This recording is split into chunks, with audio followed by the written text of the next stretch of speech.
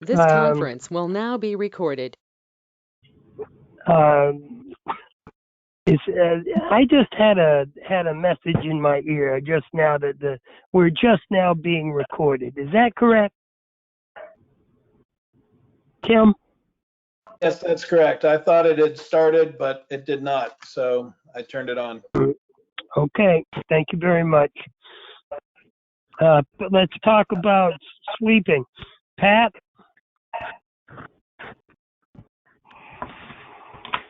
Pat, do you have anything? I do. I have a couple of questions on the sweeping. My understanding was we were going to do the sweeping with the multi one. So I'd like to direct that question to Kevin, and also if we're going to do some of the streets with the multi one and some with this contractor, then if they're going to do Cedar Street, why not do the, like Poplar, Maple Court, and the side roads along with that? Why come back out and mobilize with the multi one in those areas? So can you answer those questions? Sure. The multi one would be adequate for the smaller roads like Poplar and Maple Court. The larger machines these companies would supply would expedite the sweeping on the larger roads. So that's why I subbed out, or I'm attempting to sub out the larger roads to this company, or to a company, just to expedite the process. We can do some of the roads with our multi one, but it takes a lot of man hours and time to do it with that machine. And although it is able to sweep the roads, it's really not built to sweep an entire road. The dust control, there's a lot that goes into it, and the equipment that these companies provide are much more suited for that process. That's why I attempted to. I'm attempting to divide it up. I'm not giving the company all of the roads. We're going to do some ourselves in-house, but to expedite the larger roads, I was hoping to sub it out to a company. I'm a little perplexed as to why we only got one bid back, because I did increase the amount of roads from last year to this year, thinking that other companies would want in on the work. And I'm not sure as to why we only got one bid back. There were multiple companies that we sent out, including the company that was awarded the bid last year, with no response. May I ask a question? Okay, go ahead, Pat. No, go ahead.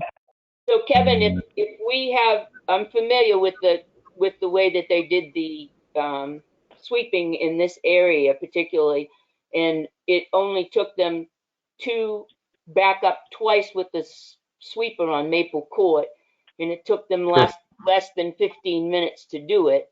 So with the multi one, it would take two of your guys. How long, and what would be the cost? So I'm thinking.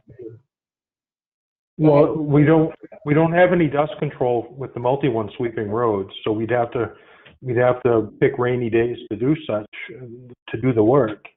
And then we'd have one guy in the truck, one guy flagging, and one guy running the machine. So we're tying up three guys, probably 4 or 5 hours worth of work, where they could be utilized elsewhere in the parks or doing other things throughout town. So I was trying to balance the workload with the manpower that I have. That was the driving force around this. I'm leaning towards having the sweeping contract do everything. Do a majority of it, where you have sidewalks and things that you can do with the multi one, because they're the bigger machine and the dust control. I'm just thinking, if you looked at it as far as manpower, how many people, so on and so forth.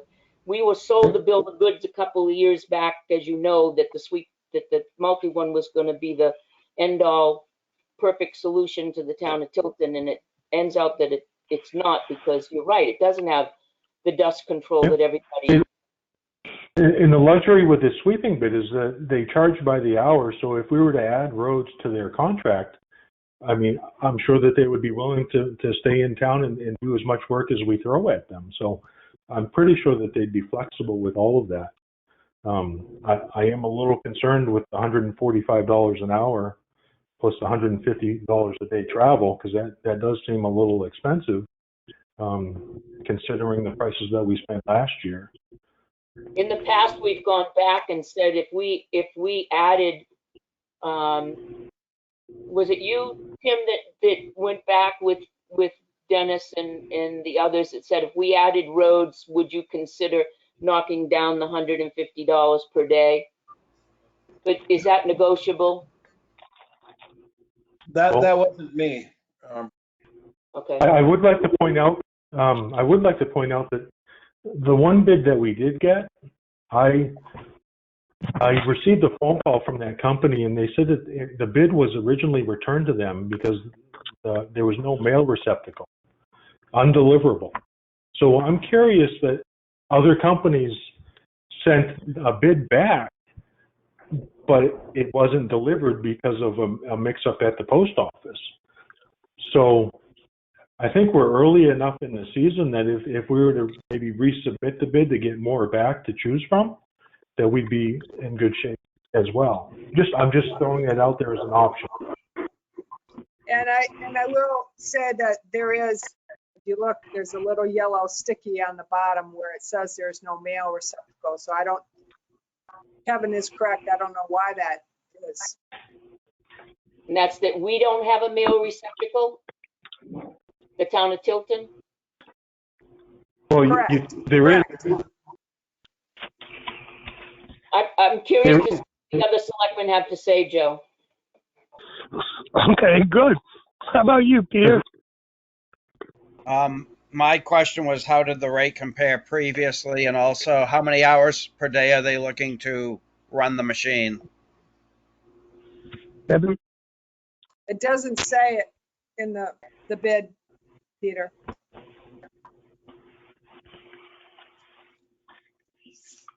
Peter? It doesn't say that in the bid, Peter. Where is it based out of? Londonderry. Pelham, New Hampshire. I think Kevin's right. I think we should make a call to these folks that he sent bids to and see what happened. Works for me. Would the same have happened on the sidewalk bid? Well, that was hand delivered. But you make Well, a good. I didn't get any phone calls from any paving contractors. How many went out for the sidewalk, Kevin? I believe 5 went out. Okay.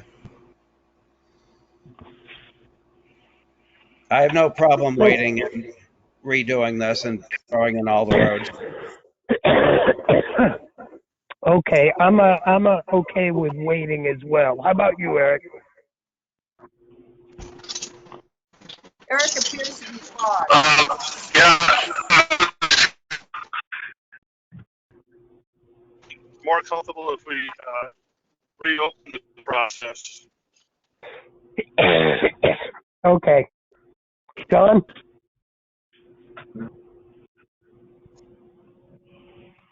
John? Take mute Yes, off. are you there? You there? Yeah. Okay, yeah, I was curious, I think in the past, we also included some weekly sweeping of Main Street and stuff like that. Is that now going to be done in-house? Evan? Once the majority of the sand is picked up, then we can maintain with the multi-one throughout the year. Right. You did that last year too, Kevin, right? Yes. Yeah. Okay. No, I agree. I think we should check into the mail, the bungle there, and verify that nobody sent anything in. So. Okay. So Jeannie, you're gonna look into that, right? You and Kevin? Yes. Yes, I will. Okay. Okay, so Is there any questions so far from the public?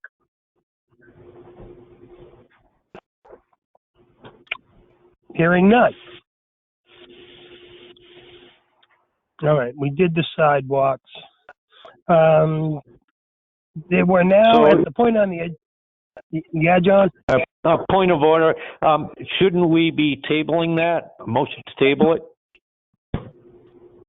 Right, there was no motion. No, but we were supposed to be making a decision. We opened up the bid, so I think it would be proper to table it till further information. No, we were comes just in. supposed to open the bids. No, we didn't, there's nothing here to make a decision on yet. Okay. I don't think, John, there's nothing to decide. Right.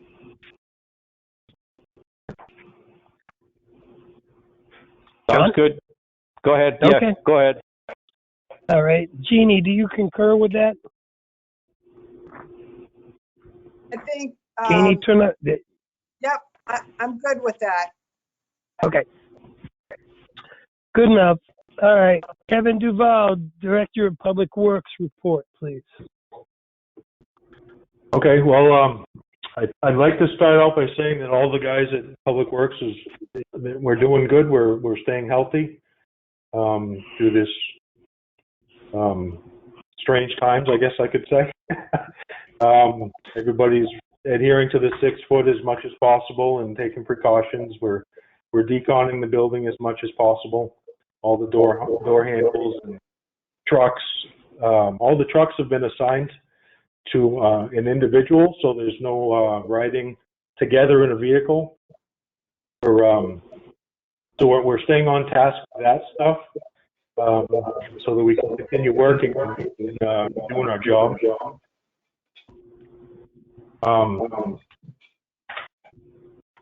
Couple of things that we've been addressing this week is we've been removing some dangerous trees from behind the salt sheds and reclaiming that easement because they were crowding to the buildings.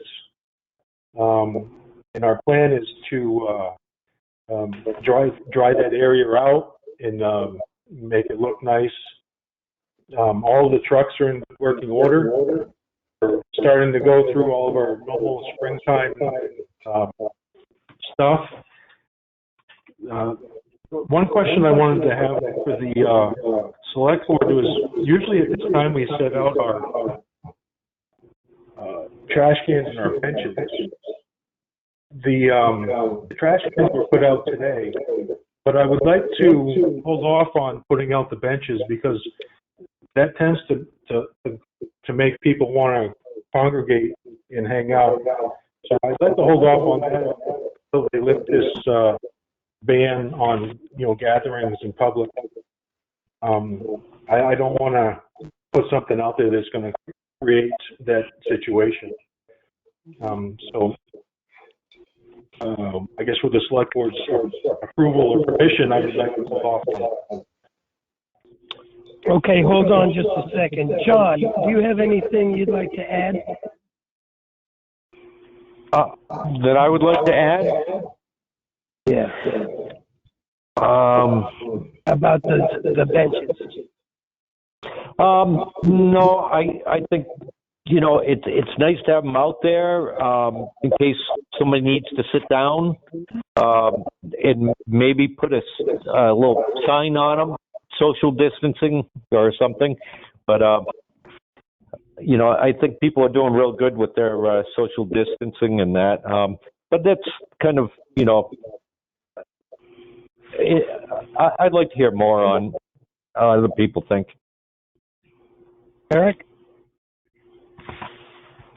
I do not think that we should put the benches out because it is a place for people to congregate. And why invite that at this time when we're being told to social distance? And I think we should not put them out. Okay. I am in agreement with that. I don't think we should put them out just because I've seen groups of people in several locations use them to congregate. And it's just an invitation, and I don't think we need that invitation out there right now. How about you, Peter? I don't have a dog in this fight. I don't care. Okay. How about you, Pat? I'll go with Kevin's assessment on this. I'm fine with it. Okay, that's all it takes, I think. Thank you. All right. What else, Kevin? Some other things is I actually just placed my last for road name signs. This last order will bring the entire town into compliance with the 6-inch reflective signs. There was some confusion early on about who was supposed to sign a state road versus a town road, and I did get clarification from the state DOT. So I had to make this last order to include some of the state roads like Winter Street and School Street. We are required to sign those with the names. The state will control traffic as far as stop or yield, but as far as road names, that falls under the town purview. So I just placed that last order, so when they come in, we will finally get the town up in compliance. The other thing is I ordered the paints required to redo the crosswalks and parking spaces, so we will start doing that as soon as the temperatures reach around 60 degrees on an average. We're going to start doing the parks, our initial cleanup of the flower beds and leaves and things like that, and start getting those dialed in for Memorial Day. Along with the cemeteries, we'll get those dialed in for Memorial Day as well. The hand drilling down by the True Green accident is being installed. I'm not sure if it's completed yet. I do know that there was a small hiccup that we're getting addressed. But that chain link fence is going to come down. And last year I had mentioned maybe putting it as a buffer between the highway garage and Dairy Queen. But I had a second thought when it came to that chain link fence, and I'd like to run it by the select board. The vacant lot near the parking lot where the town hall employees park, there's a nasty chain link fence wrapping around that is all gnarly and damaged. One of the thoughts I had for that chain link fence when we take it off of the True Green accident site is to maybe install it around that vacant lot to make that area look a little nicer than what it looks now. There's been a lot of speculation as far as who damaged it to begin with. As far as, it was the town plow guys running into it, things of that nature. But I think that it would be a good use for that chain link fence instead of just having it rolled up or stuck in the woods somewhere. And I'd like to get the select board's feedback on that. Whose chain link fence is up in that location now? Is that ours? It's Mr. Panulu's. Uh-huh. So that isn't our fence to replace, correct? No, it's not. We filled the hole in with the sand, the gravel, and he was supposed to go to the zoning board, which he did, and we're just waiting for him to update that. That's his fencing. That's correct. But my thought is, since it was Public Works plowing the parking lot that damaged the fence, that maybe we could put the fence back up. How is the fence damaged? From the plowing operations with the loader and with the plow trucks. It fell down, sort of. They could Oh, have I backed didn't it realize into it had fallen down. Did we stand it back up? Well, that's just it. It's been in this condition for so long that there's no way of straightening it out to where it looks nice. And like I said, it's just a thought that came to me, and I wanted to run it by you, see what you thought. Do we have I'll enough pass it to you. fence to cover, to replace that fence? Yes. Pat, what do you think? If we damaged it, if we were the ones that damaged the fence, then we can replace that fence. However, we just can't replace it for the sake of using it to be pretty. But yes, if we damaged it, we can replace it. Yeah, Peter? What Pat said. Eric? Yeah, if we damaged it, we should replace it, but I guess we should make sure that we don't damage it again or photograph it, because Yes. it's a sketchy situation for me where it's private property and it should really be maintained by the property owner. Well, if it was just And I a agree. junky fence, I would agree. I agree, but How about you, Joe? Yeah, I think that it's time that we spend a little bit of negotiating skills with Mr. Panullo. We're providing parking in the municipal lot for his tenants, and he's got that big section of property that's just fenced in that nobody can use. I think that before we fix the fence, see if we can work out something similar to what we've done with the other property owner there as to utilizing that parking lot for downtown. It's well needed. John, that parking Peter? lot is for the third floor. If he doesn't want to inhabit the third floor, he's not going to put his parking lot in. So until the thing changes where he can fill it, he's probably not going to do anything. Right, and he has to, in order to inhabit the third floor, he has to put in a sprinkler system, which means he has to take water from across the street, piping and all of that into his building before he even starts to think about an apartment on the third floor. So. Yeah, can Go okay, ahead, Jeannie. John? Under discussion.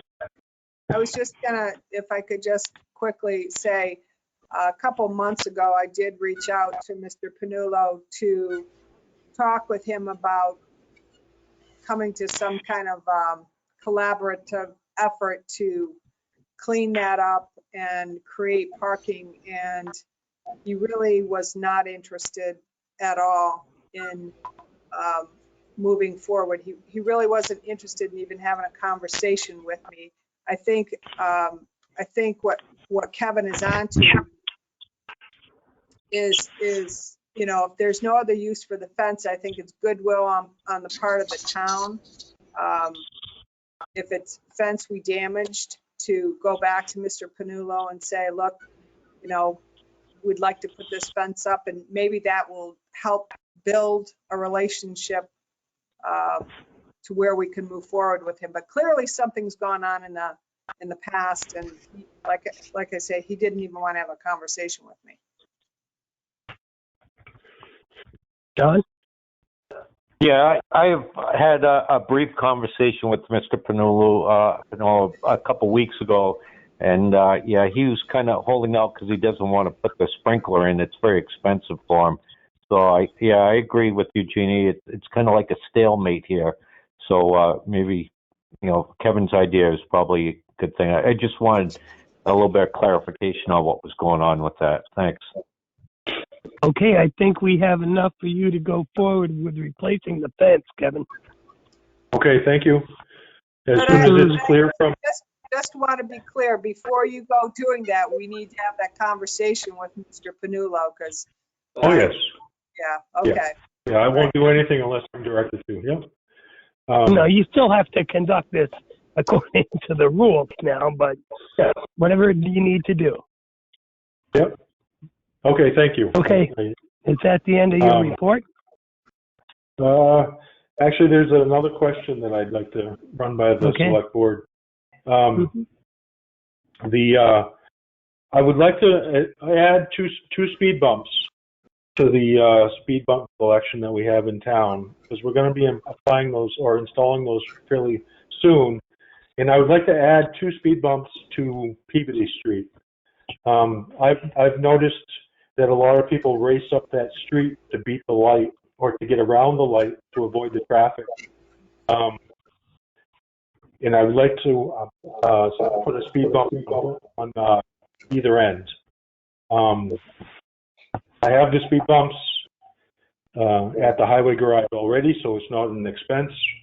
I just need permission to install them on that road. And I figured that a conversation with the select board was the right place to start. Yay. How about you, Pat? What do you think? Whereabouts are you going to put them, Kevin? In front of Laro's? On either end? So either end is up by High Street? Well, Peabody Oh, Street. Peabody. I'm sorry. I was thinking of Prospect. I was thinking like over by Laro's. Peabody. No, Okay. no, Peabody Street, yes. Peabody, yeah. Oh, I'm all for it. Peter? Yeah, generally we wait for the public to come for us to do it and then have the chief do an analysis, but I don't care either way. Okay. I'm all set with being proactive here. We need to keep the speeds down up in that neighborhood, and this sounds like a step in that direction. How about you, Eric? I have a question about speed bumps. What about reverse speed bumps? Make them go Reverse speed bump? faster? I say that because on Cedar Street, for instance, you put speed bumps in, but you take them out November 1st, and they don't go back in until almost May 1st, defeating Yeah, half because the of plowing. purpose because of plowing. But on a reverse speed bump, you don't necessarily have to plow. I mean, you don't have to remove it. It's there year round, which is the idea. We buy these speed bumps, we put them in, but we only use them for 6 months of the year. What do you mean by reverse speed bump? But a A ditch dip in the instead of a road. lump. One at a time. So you want to Oh, put it, like a dip in the road. oh my Yeah, God. more like a frost heave, if you will. Yeah, that's just what we need on Cedar Street. Oh, wait, on Cedar Street, we take them down November 1st. They don't get put back up until May 1st. You're leaving November, December, January, February, March, April, where you don't have speed bumps, which is the idea was to cut down speeding during the school year. So I'm just curious, is it possible to do that on any of these roads where, you know, a lot of these cut throughs are related to the school? Well, it's not just related to the school because we have the veterans home gets out around the same time the school does the 3 o'clock shift, 2:30, 3 o'clock shift, and they cut through here. So when the police did their report, we had extra extra patrols, and for a couple of weeks down in the area, most of them were not teachers, but from the veterans home as well. Surprisingly. Can I say Okay. something? Yeah, sure, Kevin. The only downfall that I see with one of those inverted speed bumps is that they will tend to collect water and not drain properly. And then we have to, obviously there's an excavation process in installing these, and I think that it would add to the intrusion of water into the roads. Like I said, it's possible, and yes, it's doable, but for the longevity of the road, I don't think that it would be advisable. We could ask the chief for more patrols on where it's needed as well. Okay. So, are we going to put speed bumps on Peabody Street?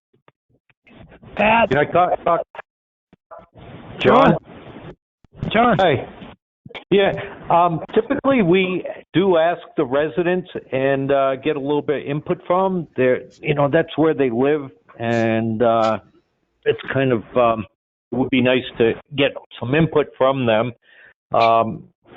I think it's a good idea, but I just want to make sure that all the residents are on board, or at least majority of it. And also, if the chief is there still, could chime in on it. Chief? Sure. Yeah, I'm here, Joe.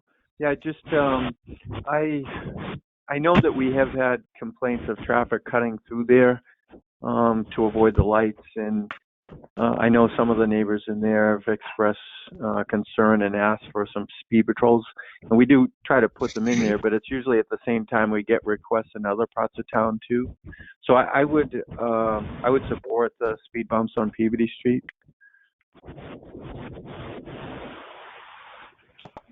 Anything else?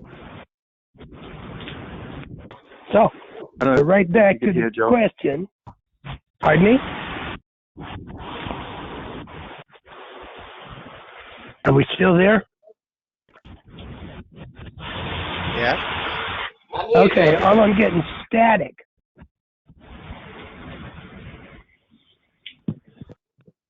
Okay, are we good? Yes, Joe, we can hear you. Okay, all right.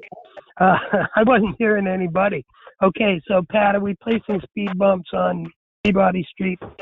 I am in favor of it. However, John is right. In the past, we've always asked for the public input. So if we can have a, Okay, so is next that a week. yes or a no? That's a maybe. Okay, well, I am, but we should ask the public. And that's a no. Peter? It's not a I was no. the one that said that we had a process with the public coming to us and then the chief investigating. Right. Okay, so that's a no. I'm a no. How about you, Eric? I think you're a no too? I would be a no. And I'll say it's No? snowing where I Yeah? am. Snowing? Where are Yeah, you? sorry. Guilford. Ouch. Okay, John? You're a Yeah, no I too, just right? want to say Okay. I am in support of it, but I would like to have public input first. So it's no for now, but I am in support of it. Okay, so Kevin, right now we're don't put them in, and we have to come up with some kind of a way to get in touch with the people on the street and get public input. Okay. Or Yeah, people thank from you. the neighborhood, I should say. Sure. I wanted, there has to be a starting point, and I figured this was a good time. So I appreciate Okay. it. Good enough. Jeannie, can we put together some method of trying to get public input on this from the neighbors? Yes, I'll talk with Kevin about that. Did we just Okay. lose Kevin? No, I'm here. Okay, question for you. Yeah. Sure. The new fence looks great. Who's going to tell the fire district that they need to raise the height of the pump hookup? We're already on it. Yeah, we're Good. already on it. Okay, thank you. We're talking with, yep. Yeah, it was noticed. I happened to look and said, oops. It's like, uh-oh. Yeah. Okay, thank you. Being addressed. You're welcome. All right. At Okay, this point, are there any questions from the public? Mr. I have Chairman, a question for Mr. Kevin. All Go ahead, right, Jeannie. one at a time. Jeannie first. Jeannie. well, I was just gonna, couple things before Kevin signs off. Kevin, I know the selectmen have been asking about, what your plans are for projects this year. And I Yeah. know we've talked about the paving of Main Street. I didn't know if there were any other projects that you wanted to talk about. Academy Street, I know that's something that we've talked Yes. about. So I just wanted you to give them a bigger overview of what your projects are for this year. And then there are a couple other things that we've talked about, but if you want to talk about your projects, I just wanted to put a reminder out there. Okay. Yeah, I was going to finish up with the project list. We're going to finish up Cedar Street project, obviously, and get that buttoned up and squared away. The only other road that I had planned for this year was Academy Street, just because it's so involved and there's so many aspects that need to take place for Academy Street. I wanted to focus on just that road for this year. Next year and the year 2021 and 2022, I have more roads and more asphalt work planned for those years. In a week or so, actually for my next meeting, I was going to put together a packet outlining the different steps or different stages that I'm thinking about for Academy Street, so that everybody has some insight as far as what's happening with that road. I know that we have to start with a meeting with the water department to go over property boundaries and some ideas going forward. So it has to start there, and I know that Jeannie and I are trying to get a meeting together with them for a starting point. Just to give you a little information, I have a call into Eversource to look at options to move the telephone pole that's right in the way of the new retaining wall.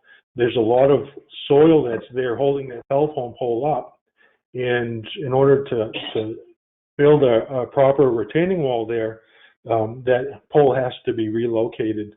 So that is in the works right now. I'm waiting to hear back from their construction department so that I can meet with them and get some information for the select board so that we could continue this process and go forward. The other projects that we're going to be concentrating on is a lot of work with the parks. We're going to refinish the doors at the parks and refinish all the woodwork. That's going to be time consuming. The other set of town hall doors are going to be taken off and redone shortly. We're going to take advantage of this COVID-19 closure and utilize this time to get those doors refinished with minimal impact to the residents going in and out of the building. We're going to continue with our regular maintenance as far as mowing and things of that nature. We're going to work on some drainage issues on Prospect and Chestnut Street, and there's a lot of drainage issues on Prospect and Chestnut Street that we're going to get done this year so that it's not impeding our progress next year when they're slated to be redone, re-asphalted. So there's a lot of work to do this year, and we're also utilizing, we want to be available for a lot of the work possibly being done at the PD. This week here, the new PD building, we removed the chain link fence and the goalposts this past week in efforts to help with that process and maybe keep the cost down.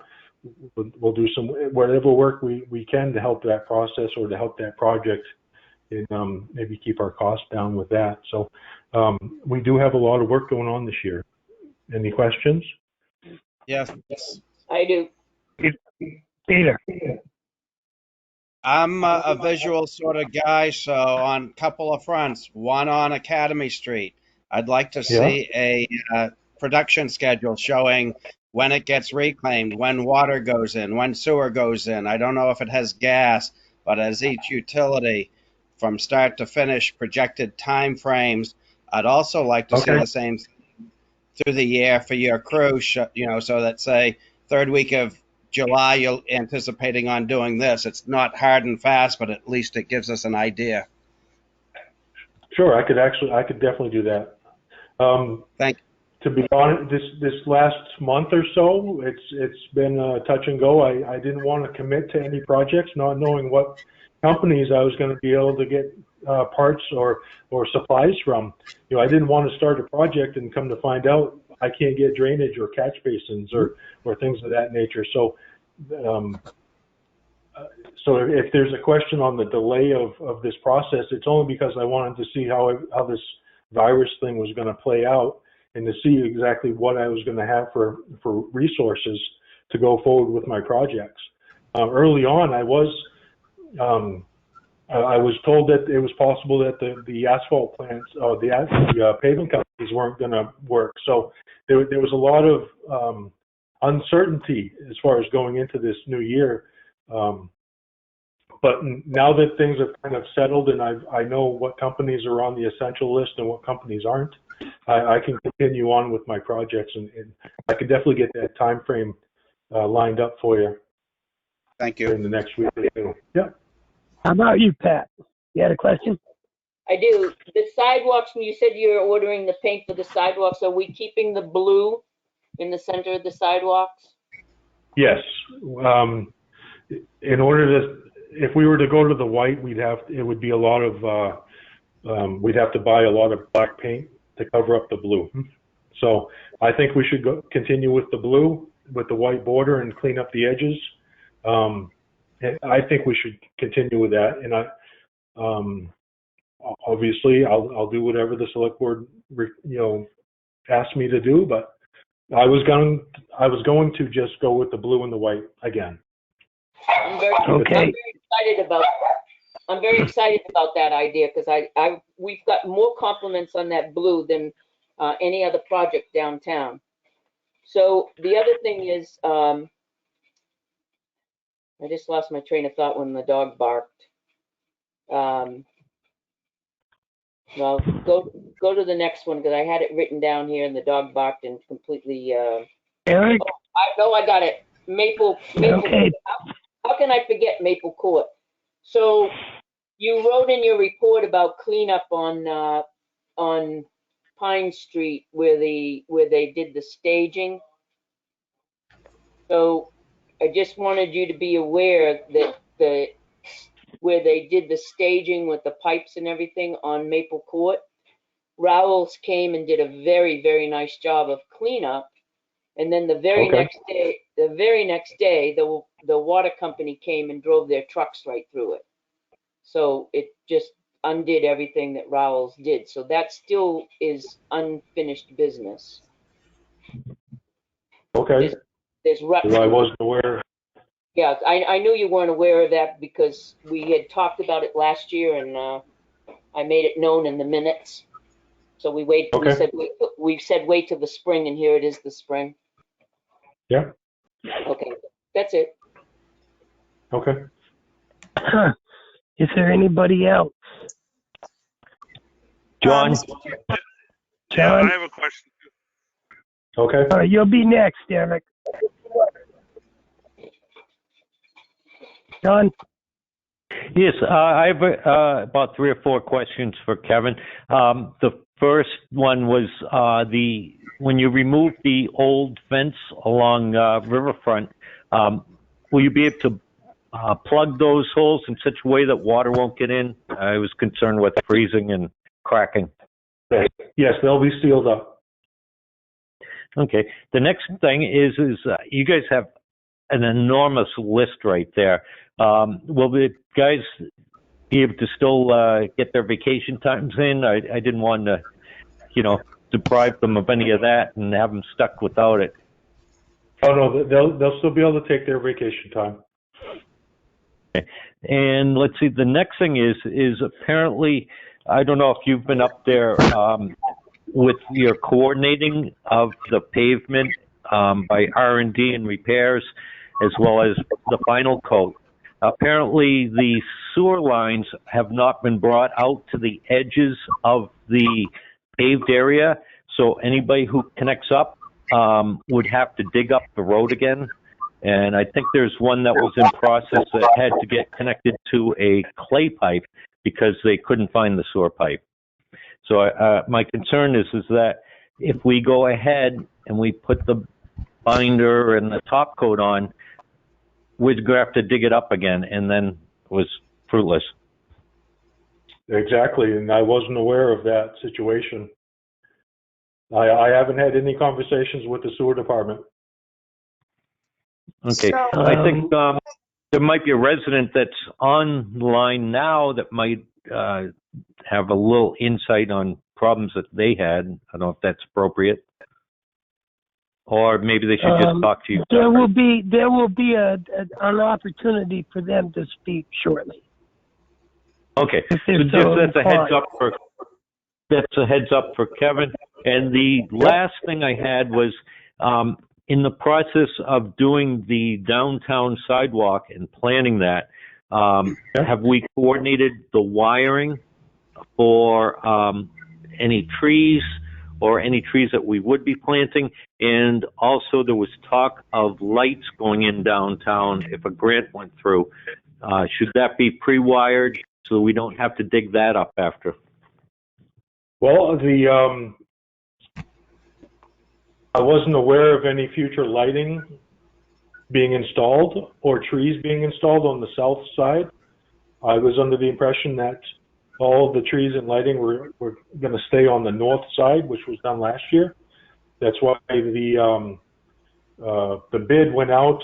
You know, it was to be ripped up and re-asphalted or redone in continuous motion as far as no gaps in time. So yeah, I was not aware of any future endeavors to put lights or trees on the south side. Are there trees on the south side now? No. Kevin, are there trees on the south side now? No. There's no trees. No, the only trees on the south side are the ones near the T-Hop parking lot.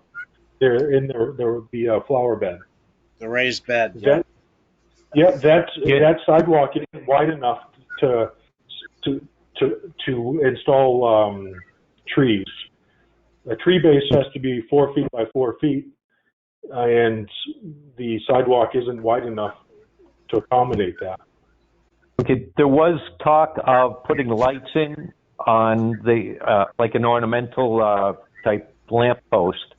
And they were talking about putting that on the side of the street that's already paved first, and then putting it on the side of the street that hasn't been paved yet at a future date. Wouldn't it behoove us, if we're going to be putting those lights in, to start with the side that we're going to be digging up anyway, and then going backwards? Well, can I just jump in on that conversation? If you recall, we were supposed to be getting an estimate for what that was going to cost. We never got that estimate, and that did not get built into the budget. Am I correct, Tim? Yeah, you are correct. I believe so, yes. So, and I know the future plan was to have lights on both sides, or it was suggested, but if we do plan to do that in the future, or we're thinking about it, just as we did with the other lights, when we rip that up, it would be appropriate to put that wire in first, or the conduit for it, at least lay it out. And I would agree with you that if we're going to put conduit in, that we do it before we pave it. But like I said, when the process started a few weeks ago, I wasn't aware of the future lighting being installed on the south side. I was under the impression that it was all going to be, all the lights were just being installed on the north side, because I had met with the Main Street Committee one day last fall, and all we marked were the locations on the north side. Well, and as I said, it wasn't budgeted for, but if it was deemed necessary, it's something that would have to come out of the road, streets, bridges, sidewalks, capital reserve fund. So, I just think that maybe we should check in with the Main Street Committee, or the selectmen should discuss that, or somebody before we go ahead and just pave. Okay, no, that. May I say something? Yeah, absolutely. I don't think it would hurt us just to get an estimate from J.P. Carter. He did the other side. Just get an estimate. It's going to be outrageous, and I don't think we can afford it. Sure. Well, that would be the place to start. Okay. And if it is decided, then I will just have a conversation with R&D Paving and it would mirror what we did last year. They would come in and wreck it out, and then the electric company would come in, run the conduit, and then we would coordinate the top, the new asphalt being installed. So it's definitely not set in stone. We can definitely work with it.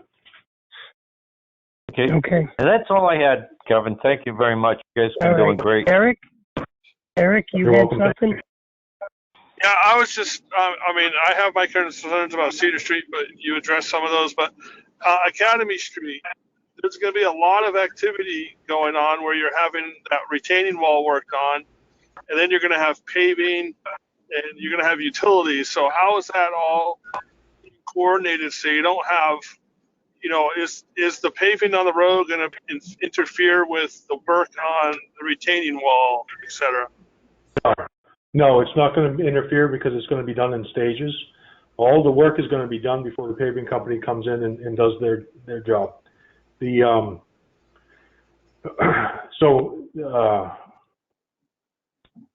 Every aspect of the construction will be done prior to the paving company coming in and paving.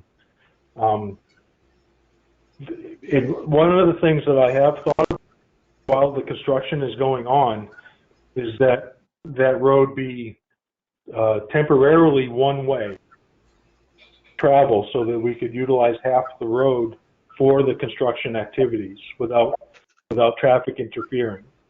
It would help expedite the project. And like I said, it would that's part of my plan, my packet that I would give to the selectmen here in a couple of weeks when I have everything outlined. It'll be definitely done in a few stages, and it'll probably take more than just this year to complete. But that's my plan. Is the asphalt work will not be done until all the construction work is completed. Wall built, drainage installed, all utilities done, nuts to bolts, everything completed, and then the asphalt company will come in and do their job. Does that answer your question, Aaron?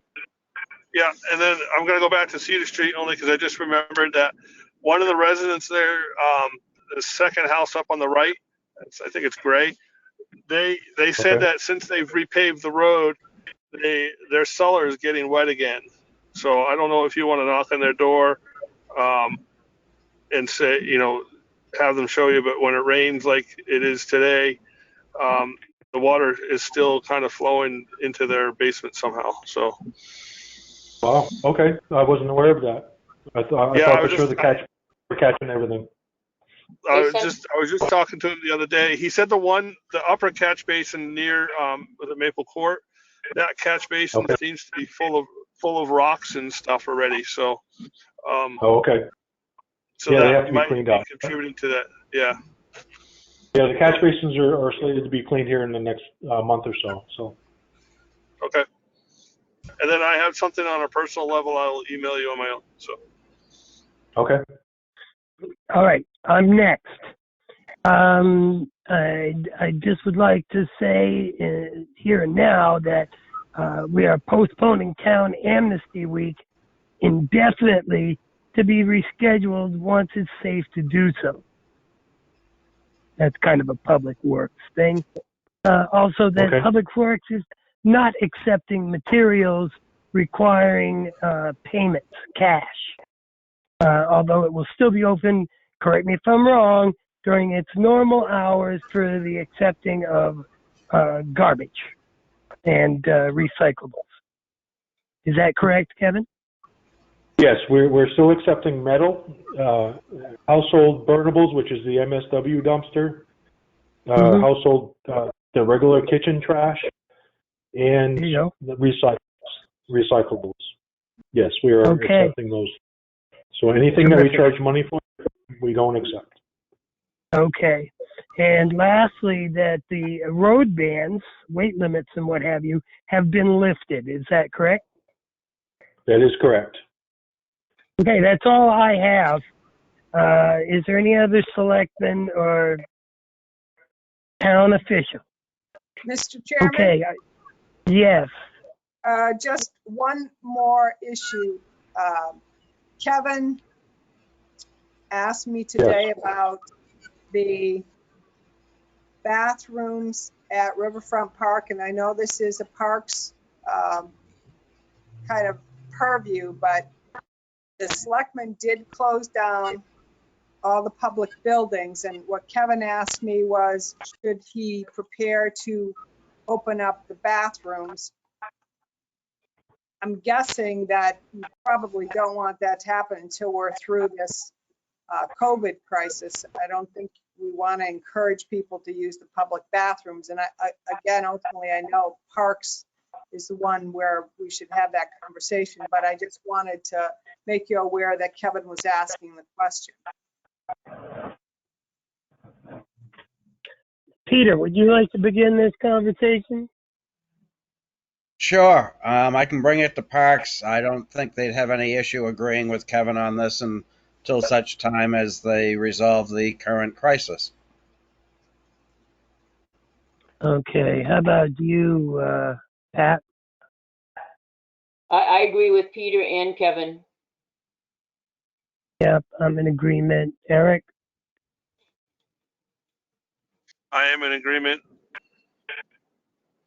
John? Yeah, I agree. Let Parks figure it out, and Kevin, I'm sure they'll do what's right. Yeah, okay. So, yes. Oh, I was going to say, and just one other thing I wanted to mention, Kevin will be dropping off after he finishes, or after he's done with his report. He'll be joining us in the non-public personnel, for a personnel issue in the non-public. Okay. All right. Is there any questions from the public who are in attendance today? Joe, can Anybody? I talk? This is Scott Davis. Yes.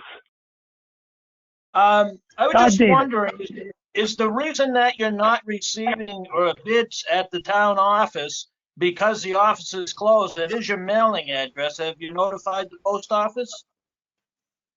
They come, Jamie? the post office comes every day for delivery, so that's not, we're getting mail Okay. in our I was box. just wondering where it is your mailing address and it's closed. What's Okay. that? I did want to bring up the issue. I did want to bring up the other issue that I had when I tried to have Kenny Partridge replace my sewer and water lines going to the street. I was under the impression when the sewer was put on Linden last year that they had come to the property lines with each individual service. When we were digging from the house to the road, we ended up coming to the property line, and my sewer line was still there, the old clay pipe, along with the water service that went to my house that had been discontinued, was still on top above the sewer line. We dug, and unfortunately, we had to be dug to where we came to the drainage that the highway department had put in down the street, and it was still continuing as clay. So I never did get the project completed as I wanted a new both water service and a sewer to get rid of all the clay pipe. I was never able to accomplish that. We went as far as we dared to go to where the drainage was at Kevin. We ended up into the street. We probably took the line 5 feet beyond the property line of my property line towards the road. And still we're digging and still we're finding clay pipe. So I don't know how far they came towards my service, but that's my experience with what we found when we dug. And I did send to the select board pictures of where we connected to clay pipe, and you can see the drainage from the town. I have a question for you, Mr. Davis. Yes. How did you get permission to dig into a town road? I didn't have permission, unfortunately, Mr. Jessman. We were on Tuesday, we were trying to connect my sewer. I never had permission. Okay. Is there anybody else who has, I should say, Scott, do you have any questions for anybody else? Well, I just wanted one more point. I did contact Catherine Dawson that afternoon, who is a sewer commissioner, and let her know what the issue we were having. And Raoul's representative, and I don't know what his name was, the Raoul's representative showed up on the site and looked the situation over and apologized, said he thought they went to my boundary, which they did not. And he was well aware of that when he saw what was the issue in the ditch. Okay. So, and that's where it was left. And he stayed here maybe 5 minutes, and then he exited with his vehicle. So, All right. So my concern is in the future that if I have problems with that clay pipe, it's going to be underneath the new pavement that the town's looking at putting in, because there still is clay. I don't have good pipe all the way to the main. And that was my goal, because it does go under my driveway, and I want to repave my driveway this year when the town does the road. Okay. Mr. Anybody else? Chairman? Yeah, Mr. Chairman, Jeannie? can I weigh in? So this issue was brought to my attention as well. I asked Kevin to go up and take a look. He did come back and report that the asphalt had been cut. He said before he was planning to have the final coat done on Linden Avenue. He said, but before that happens, that trench that's been dug has to be repaired. And he said that the asphalt needed, let me see, he requested an additional 16 inches of asphalt removed from the outer radius of the disturbed area, and that a 3/4 inch aggregate binder and binder to be at least 4 inches thick after compaction. That's going to need to be done before he can proceed with paving. That obviously that cut that occurred has to be repaired. And I guess that's what we need to know is who are we billing to get this repaired?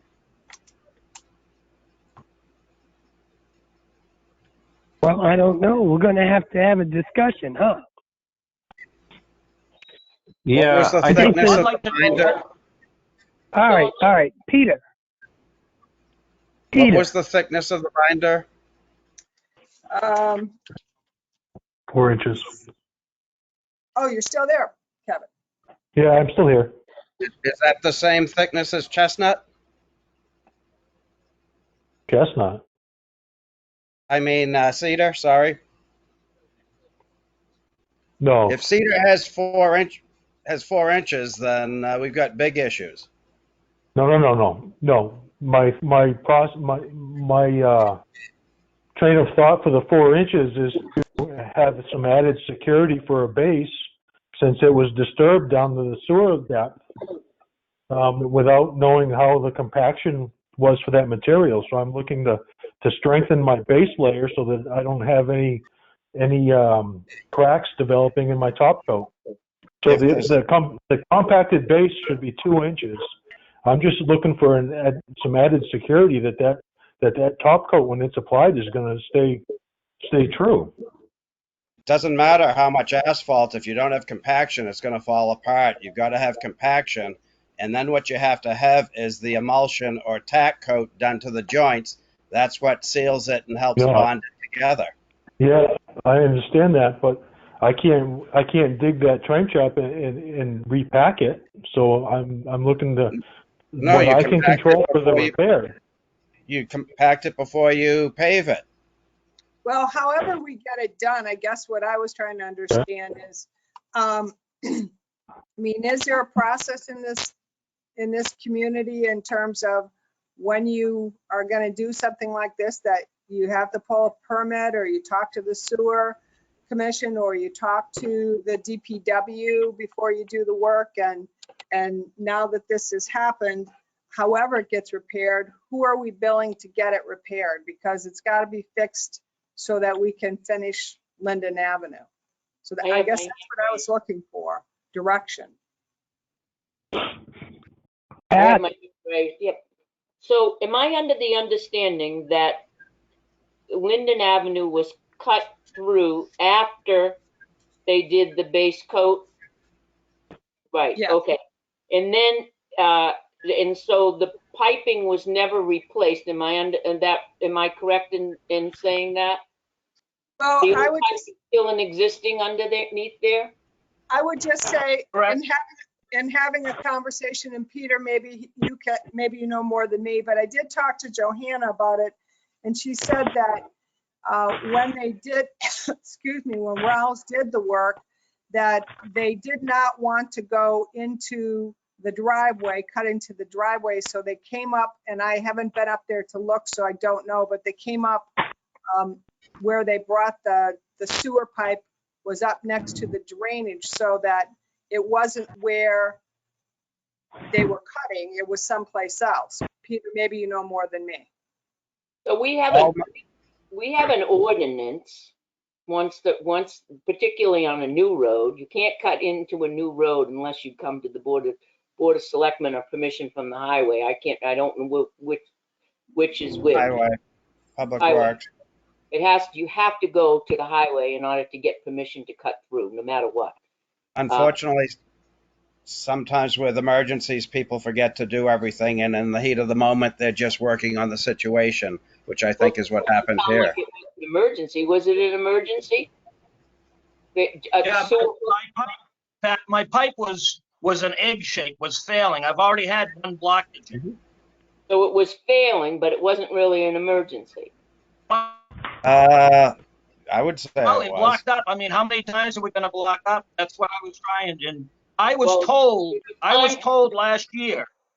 Listen, can you hear me out? I was told last year that they went with the new sewer up to my property line, which they say they didn't cut my driveway. They didn't get within 5 feet at the end of my driveway.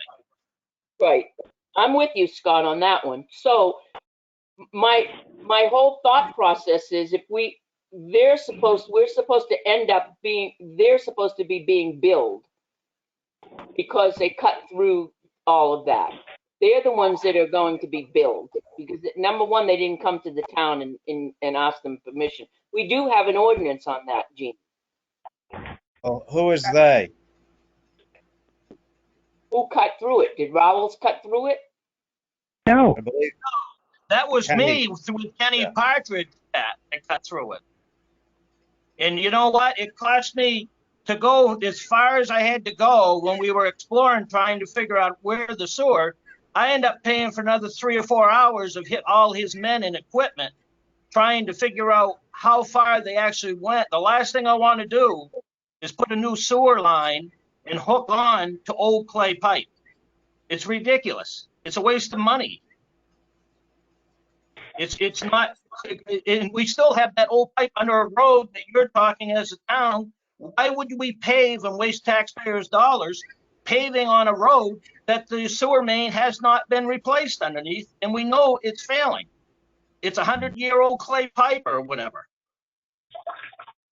I mean, you're going to have an issue in the future. If my sewer, if the concern I have, I was trying to avoid a problem in the future that I was already having, that I only know it's going to get worse. It's not going to get better. When you start having a sewer pipe issue, it doesn't ever get better. It gets worse. Well, I totally agree with you on this situation, but somehow or other, we're not allowed to just go in and cut. So now we have a conundrum. You're asking the town to go in and repair this road. We can't go in and repair the pipe. The pipe is the sewer. We can't get them to replace pipe that's over 150 years old on Maple Court or Poplar Street or Cedar Street, Scott. We've been through that last year. So they barely got through the ones that failed.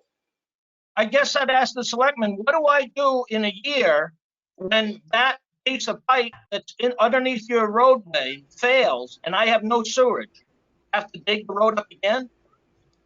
This is ridiculous. The whole thing should have been done and should have been taken to the property line. That's what I was told. Now I'm being told they only went to where the town put the drainage. Well, Kevin can attest where they put the drainage is out in the road at least 4 feet. He's been up here. He's seen it. And I mean, I don't want to have the town waste to pave the road when we've got a poor pipe that I know is going to fail in the future underneath the roadway. I couldn't agree with you more. This is why we plan ahead that all of these utilities should be doing exactly what you're asking us to do. But sometimes it doesn't work out that way. All right, well, look, my understanding is Raul was supposed to put a pipe off the line to the property owner's property line. Is that correct? Is that the way this works? That's what they were supposed to do. But they didn't do that in this case.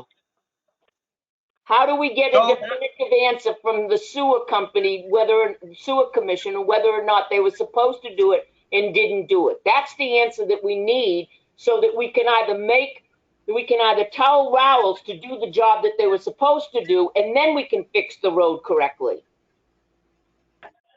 This angers me to no end that we've heard this for a year and a half all along Cedar Street. Now we have it on Linden Avenue.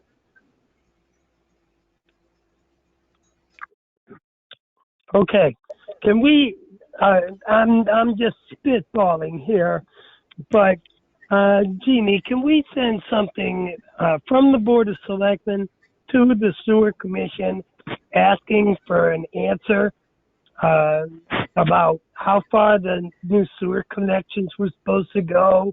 And just there's a lot of questions floating around here, and who's responsible for what?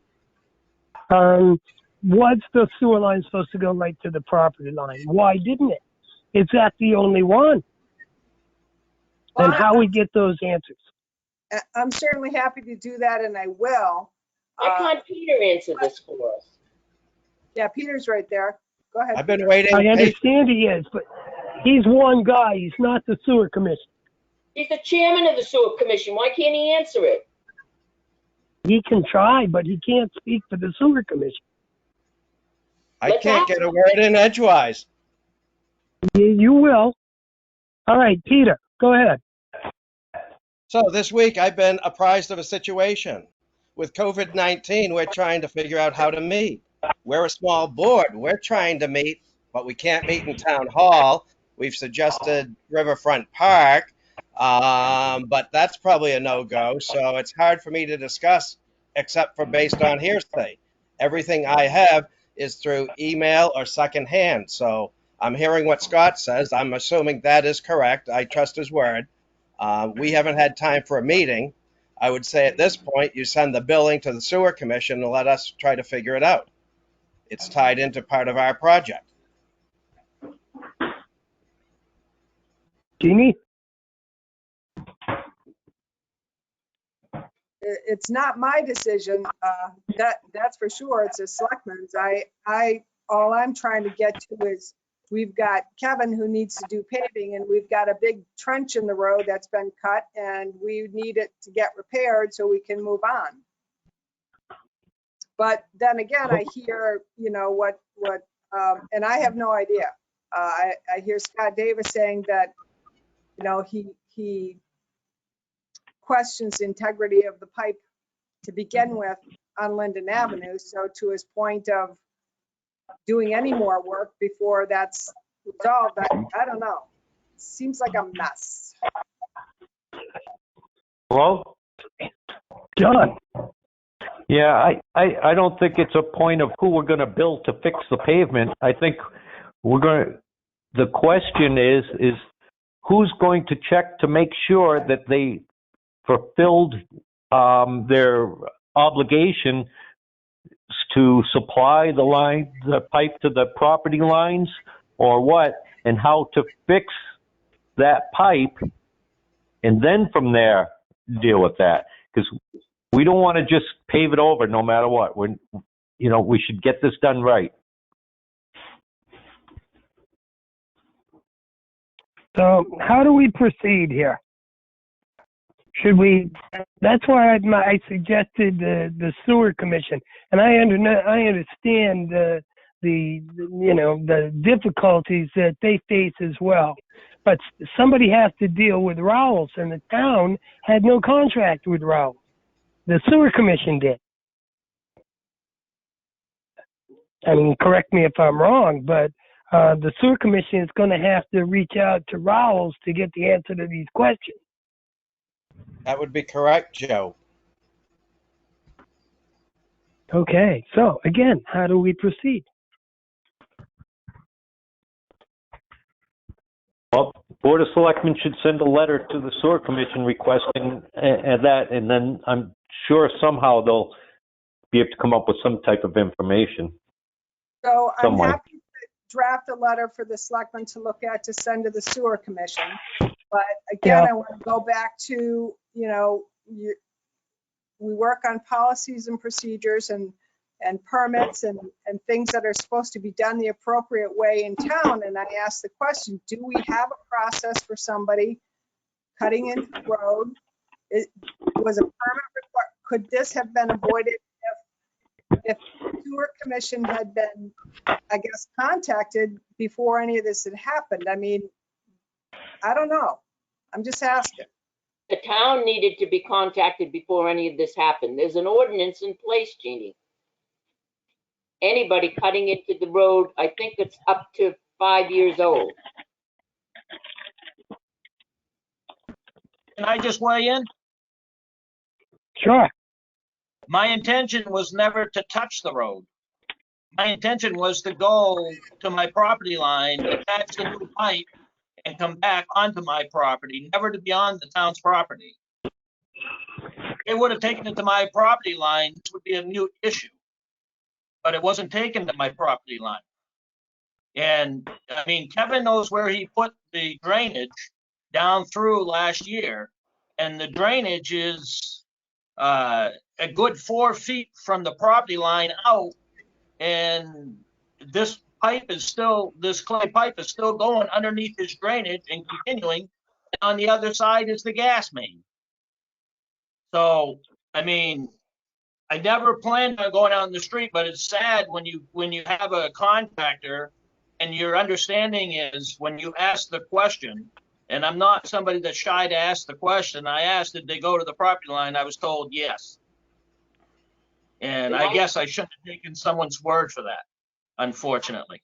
I understand fully that you were right in the middle of the project and you kept going, but at that point, somebody should have been called and notified and said, listen, I've got to cut into the road. This is why. And somebody could have gone up and taken a look at it. Then we wouldn't be in this situation right now. That's all I'm. Unfortunately, Pat, it was 3:30 in the afternoon, 4 o'clock, the time I called Catherine.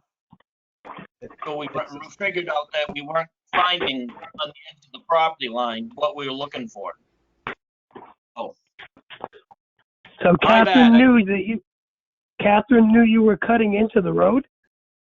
No, Catherine knew that we had come to the property line, and I asked her, I said, I thought they came to the property line, Catherine. I said, this thing's continuing. And then she called whoever, and then Mandy Rowell called me, and then Mandy Rowell called me back after she talked to people, only to have her van show up, and he put his hands up, apologizing, saying, I thought we went to your property line. And that was the content of his talk to me. It was an apology. It doesn't go very far when you're trying to complete the project. So it's definitely an issue. Well, and I think John brings up a good point. How many others, if someone has a sewer issue on these roads that the new sewer main was put in and their service line was not taken to the property, and we paved this road, we're going to have issues with everybody that has a problem, because all these houses up here were all built in the late 1800s. You're absolutely right, Scott. And most of them don't have new sewer lines going out to the road. So yeah. I'm just the beginning of probably what you're going to have a lot of people having problems. And unfortunately, that's what I'm up against is I'm concerned that my goal to put a sewer line that I did not have to worry about when I completed the project was not completed the way I wanted it completed. And I couldn't do it because the town or because the sewer didn't come in as far as I was told that they came. And now if you go ahead and pave, I hate to hold up Kevin, but if you go ahead and pave, and there's other people like that, what are they gonna do? The road's gonna have to be cut. You can't, what are you gonna say? They can't do anything about their sewer? Right, Fix it? I mean, we're gonna be Okay. in a mess. right. All right. I understand what you're saying completely, Scott. And all valid points. The thing is that Jeannie's point was, what do you do if somebody cuts into the pavement without town permission? And quite frankly, nobody's ever done it before. I know they're not supposed to. I know that. But what do we do now? Am I correct, Jeannie?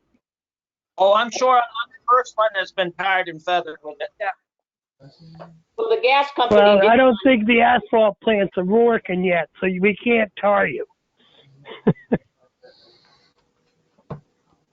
Can I Jeannie? say something? Sure, John, go ahead. I know my in-laws, they live in Laconia, and a couple years no, I'm sorry. When they tore up her road, they sent her a letter stating that they could not to get any connections that you wanted to get done because they would not allow the road to be torn up for 7 years unless it was an emergency. So I remember, reading that letter from the city of Laconia to them. So maybe we need to have something like that in process where, that we send out a letter to all the residents on a road that we're going to tear up and say, if this is your opportunity to connect because you're not going to be able to connect to any services for 7 years or whatever number of years it is. And maybe we request a map of what was done from the sewer commission, showing us where the lines are and where they were connected and things like that. I think we ought to request that. I think we ought to request that map anyway. That's a great idea. We should request that map so that we know what was connected and so on. That can go in our letter to the sewer commission. Jeannie, you've got more to add to this? No, I don't really have anything else to add, Joe. The issue of cutting into the road. I'm not even sure where we go with. I think if you talk to the health officer, sewage backup would be cause enough to dig up a road. Yeah, I would think that would be true in that case, but I don't know. I'm really not sure. We got to start off with the sewer commission and get them to talk to Rowells and get some answers moving forward to how we're going to do this and who's going to pay ultimately. Okay, I'll draft up the letter. Okay. And if Kevin's still on the line, I would say at this point, don't plan to do any paving, Kevin, until this gets fixed. No, I'm already thinking that way. Yes, I would agree with you, yeah. And I'm sorry this is getting delayed. I truly am, but we really do need some of these answers because there's other sewer hookups to be made in the years to come, and we don't want to just willy-nilly dig up the road every time. We can solve it now.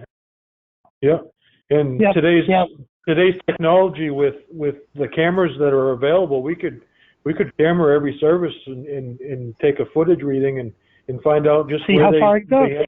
Perfect. See exactly. I mean that we've got that technology. We just need to get it in place. So yeah. That sounds like a great idea to check. Yep. Absolutely. Okay. All right.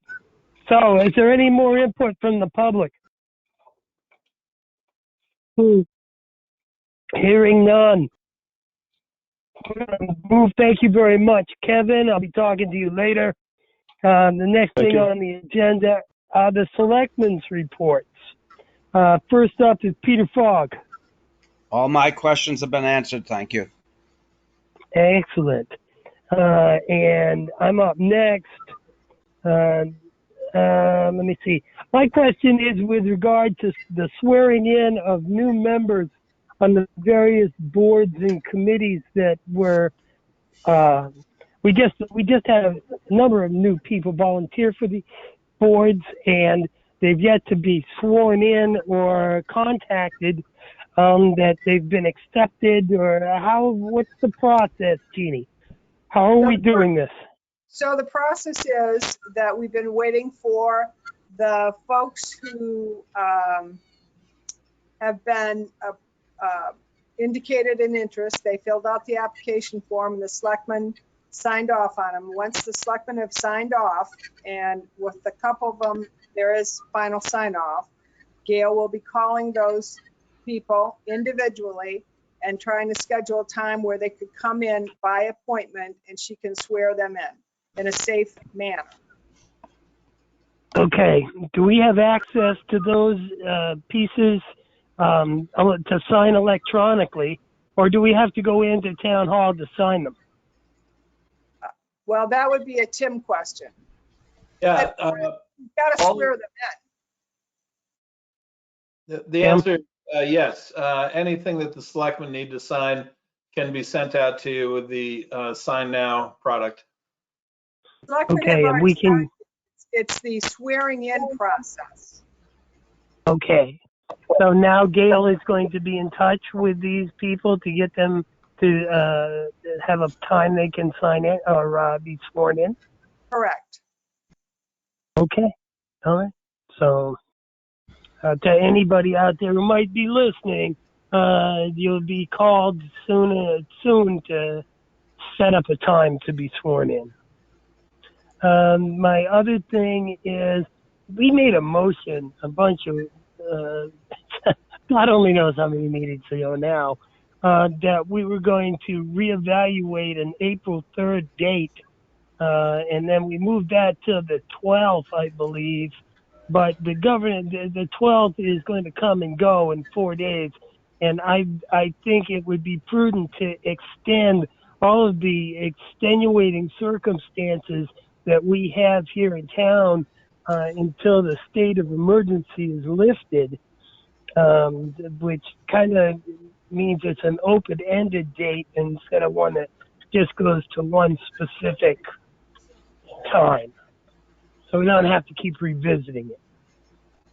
So I think that the governor extended it to mid-May. I don't have the date right in front of me. Well, I saw the 4th for sure. And April 12th is not going to, it covers us because we made a motion to do this until April 12th, or we would reinvestigate, coming up. I'm just thinking that, can we just coincide it with the dates of the governor's emergency? I don't know. I personally, I think you as a board make your own decision.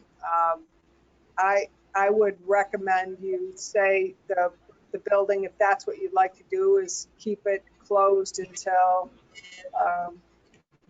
the end of April, I guess, through, it'd be the 4th of May. Up to May. I think the building, the ban is supposed to come off on May 4th. Is my recollection. So May 4th. So I would say if you want to extend it to May, up to May 3rd, because the 4th is when it's supposed to be lifted.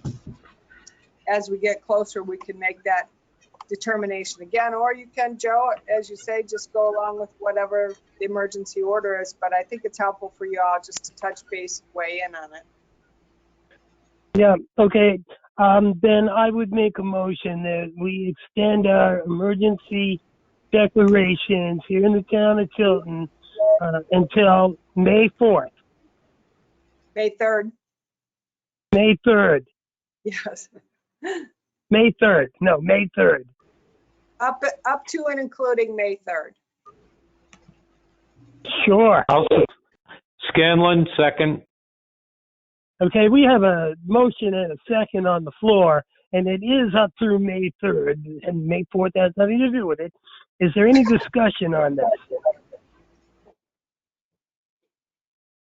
Nobody? Okay. Roll call vote. Pat? Constantino, yes. Peter? Yeah. Jessamine, yes. Eric? Pyra, yes. John? Scanlon, yes. Okay. And that is the end of mine. The next person on the list is Eric. No, all my questions were answered during the meeting already. Okie dokie. All right. How about you, John? No, not really. We've covered a lot of subjects. I've noticed that our hardware store is still open in the center of town, and they have supplies that you could use, and paints and stuff like that to keep yourself busy at home, and some beautiful pansies that they've been selling. But so whatever That's great businesses are information. available, I encourage people to go ahead and call them and make arrangements for pickup or whatever can be done. Okay, thank you very much, John. That takes care of the selectmen's reports. Are there any questions from the public? Hello? Hello, Pat? You did not take Selectman Constantino's report. Oh, my goodness. And I did. You were after John. And I apologize. Pat, do you have something? I'm not hurt. Don't worry about it. No, I apologize. I'm up walking around, see? I do have a couple of things. That's why I did. Okay. I All apologize. right. First on my list is I am concerned about the police dispatch overtime. There's 24 hours this week. Last week there was a few hours. I do understand there's a circumstance there. However, overtime is overtime. They know about it. I think that we should be sending the work over to Belknap County. That's not being done. Senior Center van, we do have it. It's at the highway garage. Kevin's looking it over. I have a phone call in to Kelly. She is going to sign it, do all the signage on it for us. We do have temporary plates on it. We worked all that out last week. When did we pick it up? Wednesday, I think, or Tuesday, some day like that. So we do have that. We're going to go down and get the permanent plates for it. So we need to come up with some type of a policy, and I'm working now with the state Troop G on policy, on certification, and what exactly do we need for volunteer drivers for driving the van. We're getting different stories from Federal Motor Carrier and DMV. So I guess the end all be all answer is Troop G. So I got a phone call into them, and they said that they would research it and get back to me. The fence absolutely looks beautiful. I really like it a lot. Thank you. What are we going to do with the old fence was another question that I had that I forgot to ask Kevin. I know it's coming down, but I didn't know if we could reuse it someplace because it's kind of vintage. And Well, he's gone, I think. I can Okay. speak to that when you're ready. yeah, anytime. Okay, so we got a call from the Park Cemetery asking us if we weren't going to reuse it, could they use it because it matches what they have and they could use it. I'd asked Kevin if there's any use that he saw the town would need for it. He said no, and he'd be happy to as he's removing it, stockpile it so they could come and get it. But the question was really back to the selectmen, is that something you'll approve? Is that something, would we use it in one of our cemeteries at all? Do we know? Kevin said he didn't see any use for it for the town. And so really the question is are you okay with us giving it to the Park Cemetery folks? I'm okay with it, Scanlon. Jessamine is a yes. Pat? I'm trying to think of if there is I know there are some cemeteries that don't have any kind of fencing around it at all, like, isn't there one up on Pest House or whatever? I'm okay with it. If the board's okay with it, I'm okay with it. I'm just thinking it would, they do a great job at Park Street. Park Cemetery. Okay, how about you, Peter? I'm fine with it. Eric? I am fine with it. I'm fine with it. Okay, so there you go. And if Kevin can't find a use for it in town in any of the other cemeteries, then I'm thinking that we stockpile it and they can come and get it from the Park Cemetery. Okay, so I do have one other question, I think, Jeannie. So help me on this one. I think that I need permission from the board in order to sign my name to the documents to pick up the permanent plates for the van. Is that correct? You're on. Correct. You need a motion for the selectmen to approve you to sign the title form that we need to have to send to DMV to get the permanent plates. I would make a motion to allow Pat to sign for the paperwork for the new Sprinter van. Second, Scanlon. Is there any discussion? Hearing none, roll call vote. Pat? Constantino, yes. Oh, Peter. Dog, yes. Jessamine is a yes. Eric? Pyra, yes. John? Yes. Okay, then it's a unanimous. Are there any questions from the public? Hearing none, we move on to the town administrator's report. Jeannie, you're up. Okay. I wanted to ask you all if you're taking advantage of Tim's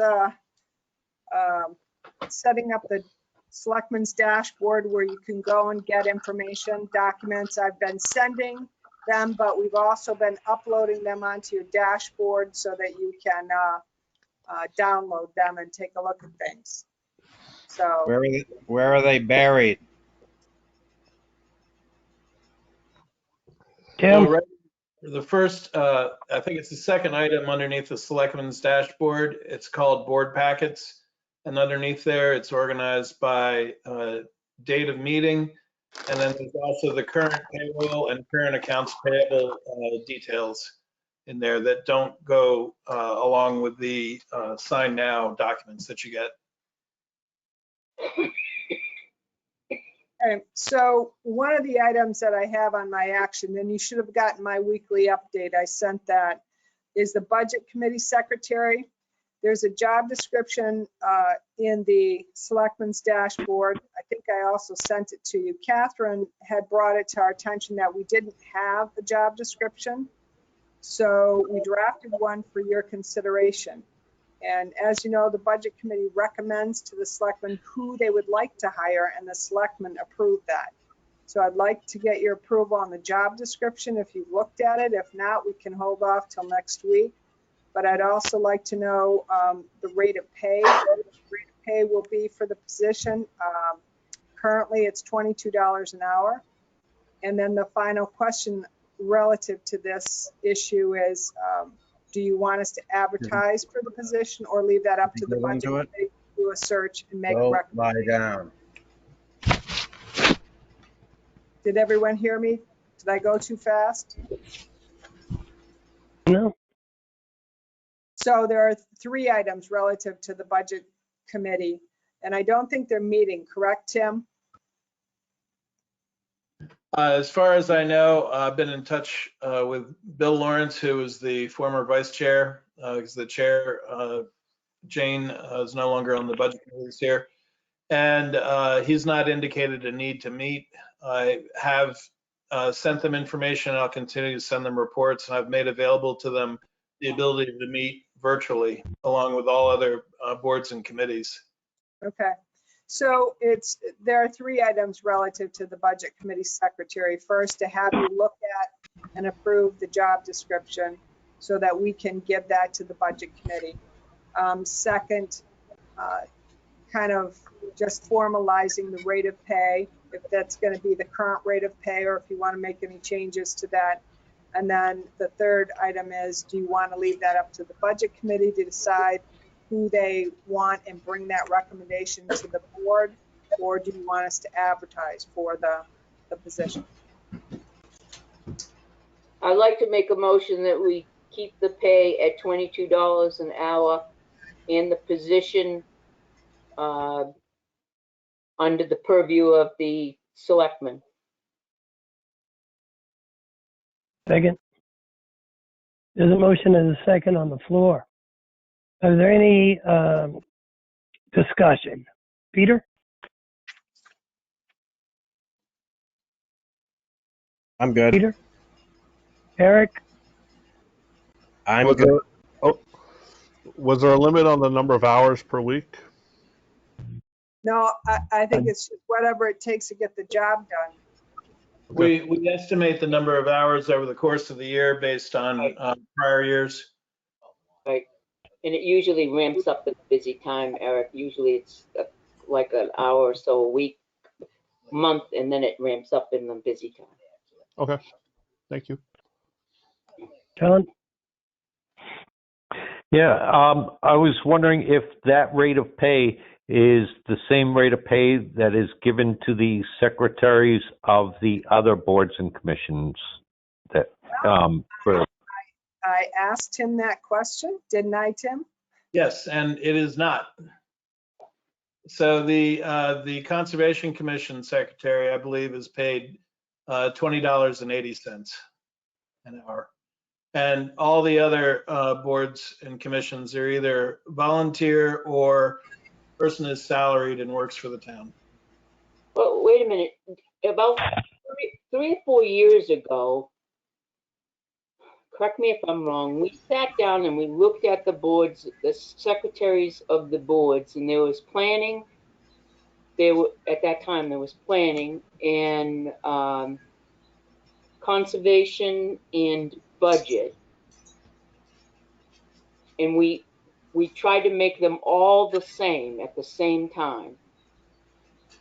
It was discussed for quite a while, but it was never changed. It was never finally changed. I thought that we did have a rate that we agreed on. Right. Yeah.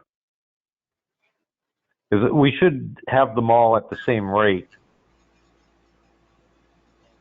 So anyway, that's one of my comments, is that I think it should be on the same rate. The other one is, I would think that it would be of the best interest for the budget committee to do the interviewing of them and to find somebody and then present them to us. Well, there's already somebody currently working there, correct? There's already a secretary of the budget, correct?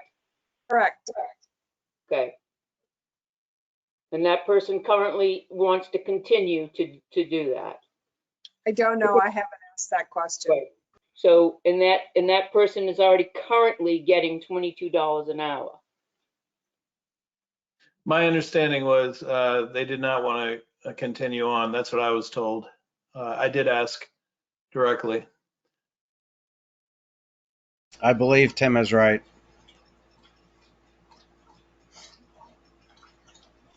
So at this point, I just want to kind of remind you that you have a motion. Pat made a motion that was seconded by Joe Justman, and I know you're in discussion, but I just didn't want you to forget the motion that was on. Okay. The floor. What was the second part of that motion, the selectmen part? I don't understand that. It's under we make the final decision on the person that's hired. Oh, the That's final right. decision. Right.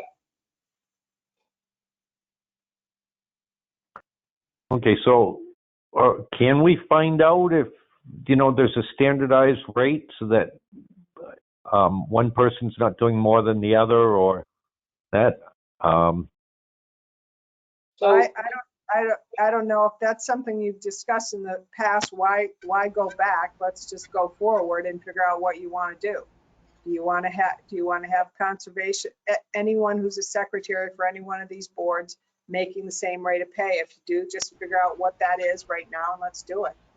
Yeah, I would agree. That sounds good. but we're not Let's gonna, determine the rate. how can you go backwards on somebody that you've been paying them for a year now? It sounds like it's going to be somebody new on the budget committee, and there are two things. I mean, you're either going to raise the Conservation Commission's salary up to 22, or you're going to reduce the budget down to 2080, right, Tim? Or you're Yes. going to do something in between. Right.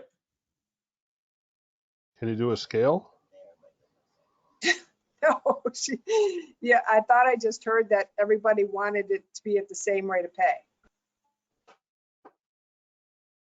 I am not in favor of cutting somebody's pay that's doing the job, and I have not heard from that person that person doesn't want to do the job.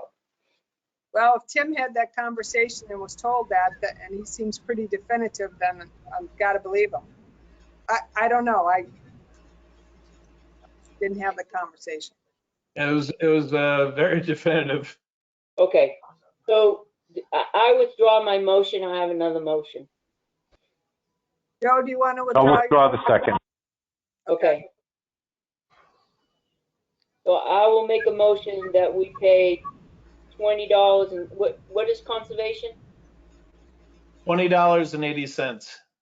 So I'll make a motion that we pay the secretary, with secretaries across the board for conservation budget, $20 an hour. And that the budget committee secretary falls under the selectmen's purview. Is there a second? Second. Ira second. Okay. I missed the rate. $20 I didn't hear the rate. the same as the conservation. Yeah, I'm just looking it up to be absolutely double sure. So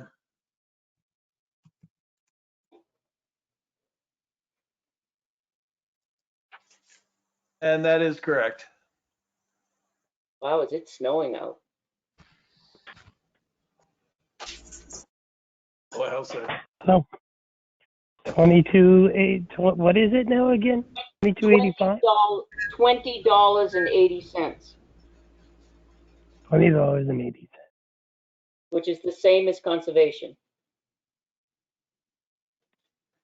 Call the question. The question has been called.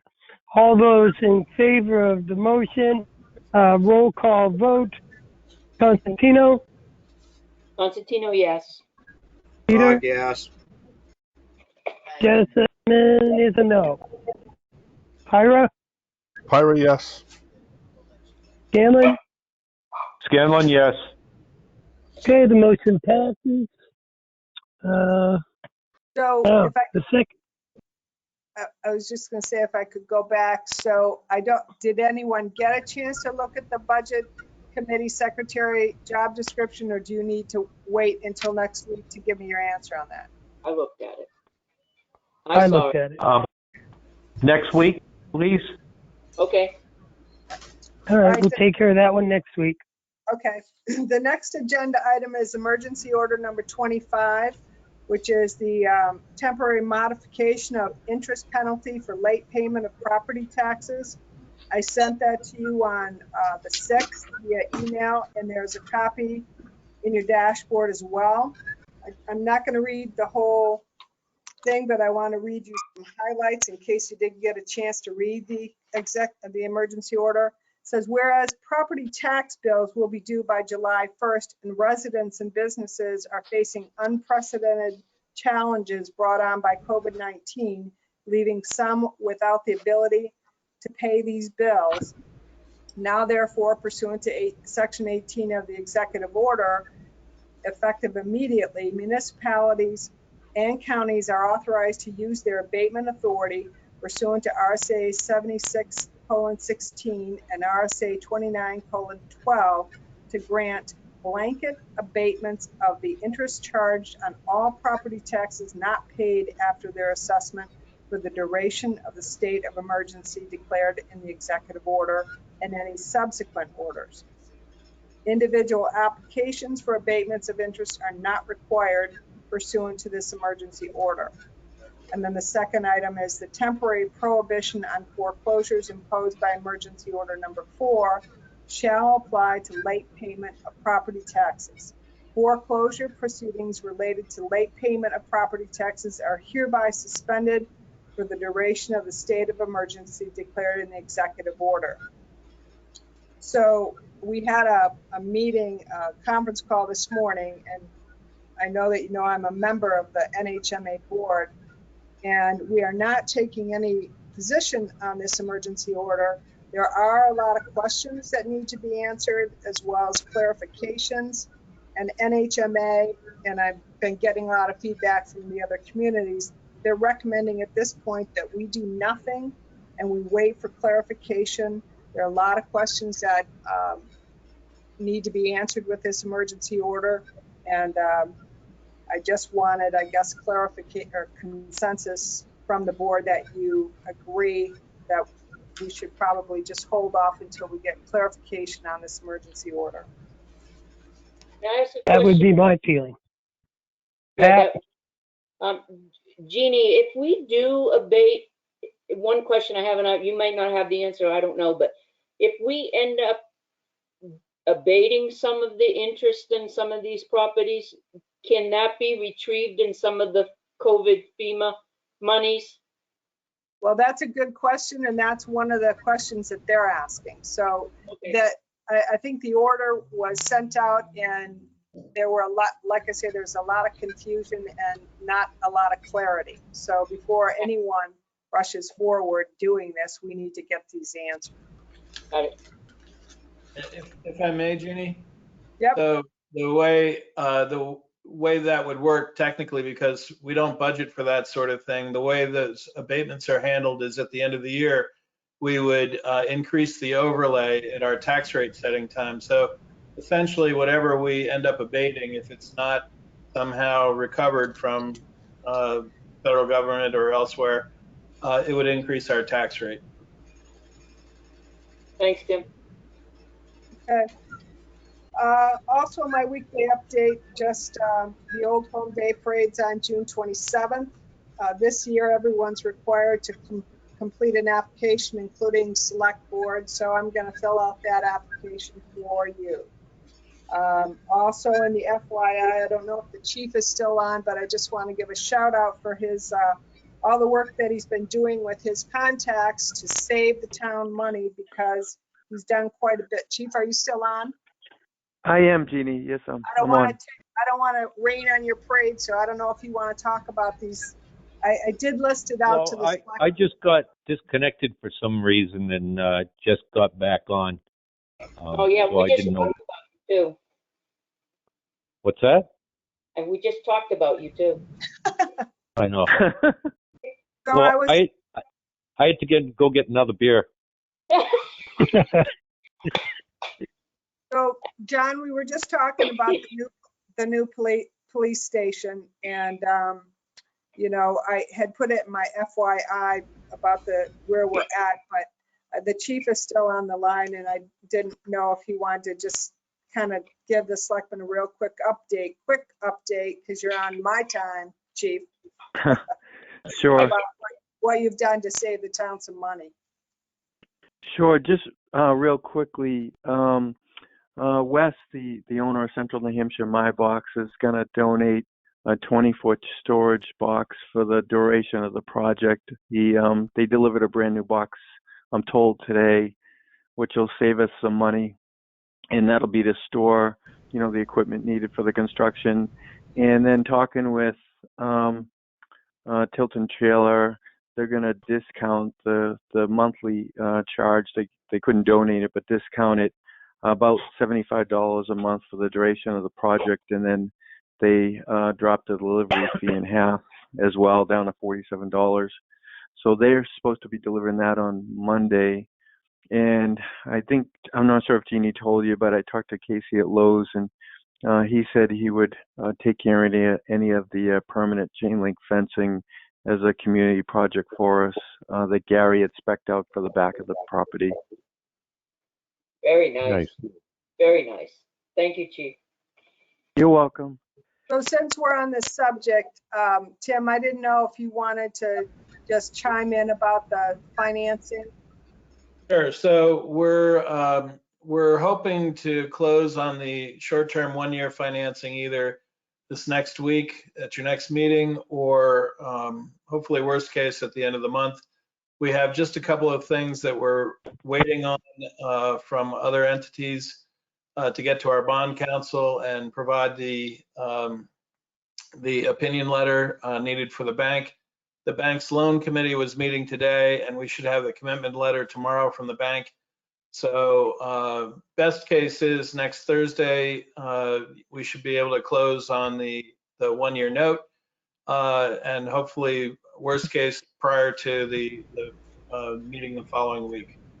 And I would just say that I think it's just good measure to make sure that we have that financing completed before starting the project, just as a prudent course of action. We're right there, right about the time when we're about to start. So that's what we're looking at right now with the financing.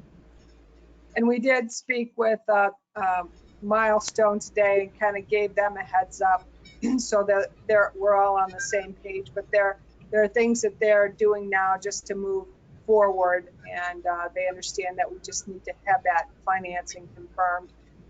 Chief also was able to get some gold shovels for our groundbreaking ceremony. So I was thinking maybe the week of April 20th, but maybe I'll push that off. Well, depending on what we hear from the financing, maybe it'll be pushed off to April 27th, but we can still do that safely. You can have up to 9 people, but everybody will wear a mask. They'll get a gold shovel. We'll have the 5 selectmen. We'll have, I think, Kevin LaChapelle, probably, the chief, and who am I missing? But anyway, selectmen, yes? Yes. Yeah, so stay tuned for that. And Chief, thanks for getting those shovels. You're welcome. We have 8 ready to go. Okay. And then, Would we be notifying, like the newspaper or whatever, yes, press release and that? Yeah. all on top of that. That was a silly question. They have governor come. So I also wanted just to ask you about, I'd like to try to schedule a virtual meeting with the Northfield Selectmen to discuss the conveyance of the Tilton Northfield Island. Remember, we were supposed to do that, meet with them in person. I don't know how long that's going to be before we get through this COVID crisis, but I don't want to wait much longer. So if you're amenable to that, I thought I would try to see if I could set that up and do a virtual meeting with them and John Tague to talk about next steps on that conveyance. I'm okay Scanlon, with yes. it. Yeah, I'm a yes. Yep. Peter? Yeah. Okay, Eric? Yep. Okay, Okay. let's do that. Thank you. And then just one other thing, I see Scott's still on the line. He did call the other day just to give us a heads up on the lights were still on at the island. Kevin did fix that, got the timer right. Scott, I didn't know if you wanted to say anything, or I'll just mention it. But he suggested maybe some type of prepay situation online at the transfer station so people could get rid of items, that they can't now because of the COVID issue. But I think if this goes on much past May, it's something we can look into. Scott, I didn't know if you wanted to weigh in on that at all. Is Mike? Oh, there he is. I'm fine, Jeannie. You're doing fine. Okay. All right. So that's it for my report. Okay. Yeah. Anyone Is has? there are there any questions for the town administrator from the public? Okay, hearing none. Is there any other business to come before us in this regularly scheduled meeting? Or is there any comments from the public or other business? Okay, hearing none. The time being. Joe, can I make one little quick comment? Absolutely. I just wanted to let you know, and I know I told Jeannie, of course, with what we're doing right now, we're not able to get it, but we did have the land surveyed and everything is complete at the water district for the property on Academy Street. Okay, so Kevin can be in touch with you to get that information? So, Yeah. no, yeah, I think I'll just jump in. We were trying to set up a time where we could sit down with the water district just to talk about, how to The whole project? Yes. So now that you're there, well, I'll give a call tomorrow and see if I can set that up. It's just going to be hard with maps, this virtual meeting stuff. I'm just sitting here wondering how that's actually going to play out. That's a good point. I mean, it's one thing. We have an IT guy who might be able to answer that. Do you think maybe you could get a copy of the map and then have Jeannie and Tim at town hall with a copy? Yeah, possibly that. Yeah. I was sitting here wondering how we were going to handle that, but we'll figure out something. Well, If there's a PDF available, that would be helpful from the engineer or the surveyor. Yeah, it's David Krause over in Northfield, and I'll have to talk with David and see what he has available. If he can send an electronic file, that would be the best way to throw it out and then have everyone have that in hand. But we hadn't talked about that because before he was bringing in a big map that he had drawn out or printed out. So, but I'm sure. Just so that you know, for the purposes of how these meetings work, it's also possible for someone, if he has something that can't easily be shared, but he were to connect in, he could show it on his, and we could pass the screen sharing to him or anyone else for that matter that had something that could show. So, so where that helps in meetings like this, great. And otherwise, I can put it in a central place where everyone could get to it and have a link on the website to be able to see, or sent out via email. Okay. Once I find out, Tim, I'll be in contact with you, so we'll know. Okay. Thank you. Have a good night, everyone. Stay safe. Thank you, Scott. All right. Okay, is there any other discussion from the public? Hearing none. The time being 7:17 p.m. I'd like to make a motion to move into non-public session per RSA 91A-3 91A 3, paragraph 2. A, the dismissal, promotion, or compensation of any public employee or the disciplining of such employee or the investigation of any charges against him. Do I have a second? Second, Constantino. Okay. I'm going to take a roll call vote. Pat, Constantino, yes. Bog, yes. Peter, Jessamine, yes. Eric, Pyra, yes. John. Scanlon, yes. Okay, let me remind you to hang up the phone and disconnect and call into the number provided on your agenda under non-public. No one else has this number. If you misplace the number, call Jeannie on her cell. And I know you all have the cell phone number. So you're going to call in. Oh, no, I'm not going to read that number. You guys all have that number. Once everyone has come online, we'll begin the non-public session. Let me see here. Okay, Kevin, Nope.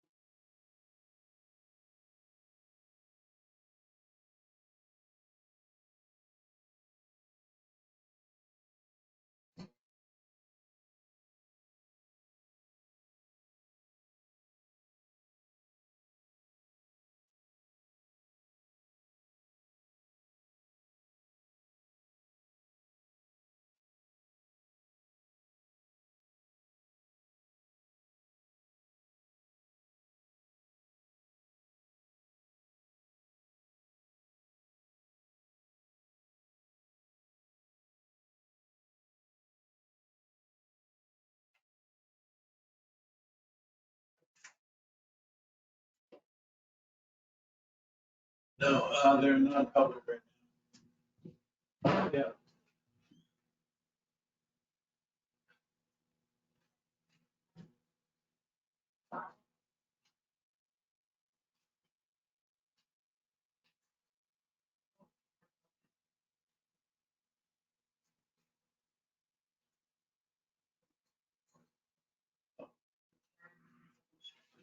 All right.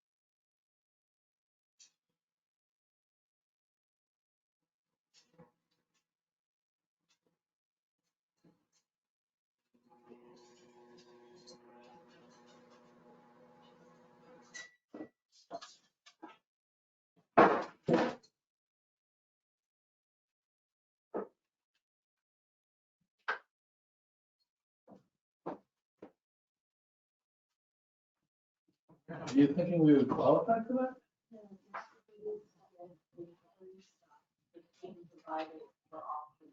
Free stuff. Oh, it is? Where? Oh. Oh, okay. Go on.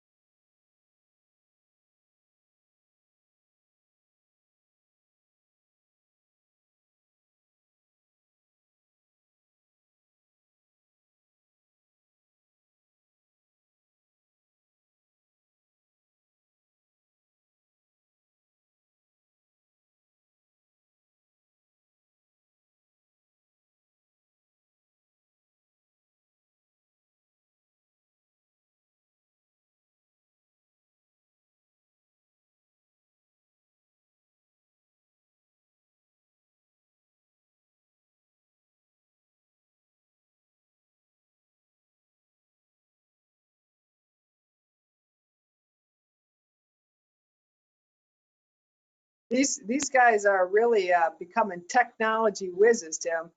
Woohoo! All right. Glad to hear it. I don't think I want to go back to regular meetings. What about you, Peter? Yep. You're muted. You're muted. You're muted, Peter. Can't hear you, Peter. Can you Now hear me? that I Peter? have 250 feet of new cable line and I can get reception at my house, it's not bad.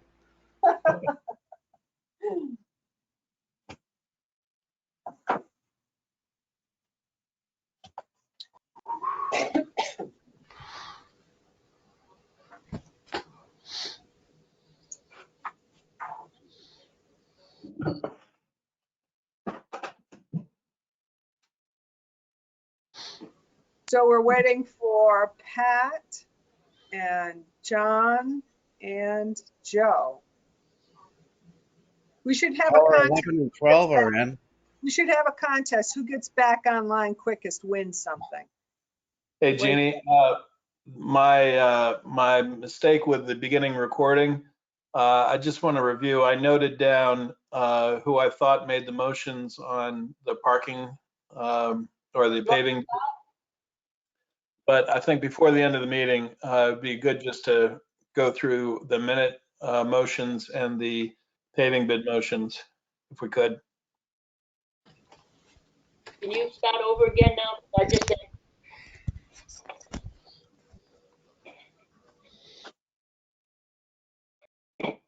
I didn't hear a word Tim said.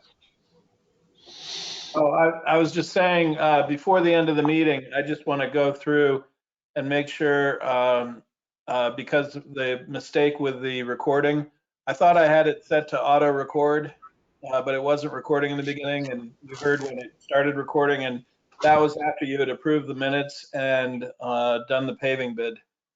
So with the paving, it was John Scanlon made the motion and Pat seconded it. Yep, that's what I had. And then for the minutes, I had Pat's comment about the van not being painted, but I wasn't sure who made the motion and who seconded. I have that written down. Oh, you do? Okay. All right, then I won't worry about it. Yeah, Right. that was on the March 19th. Is that the March 19th meeting minutes? 17th was and the one 19th. That was the one on the, no, it was the 27th. And that was Joe Jessman made the motion, Pat seconded it. If that's the one about the sign of the painting of the van? Yeah. Okay. But I wrote it all down. Oh, great. Okay, thanks. I shall myself be muted.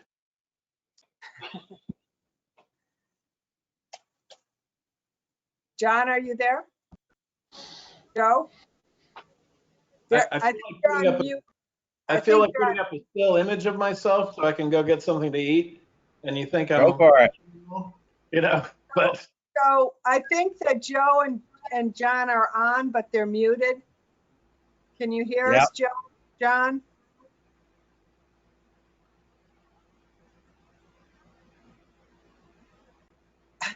I don't. So, caller 12 and 13, could you please identify yourselves? You're the next contestant on.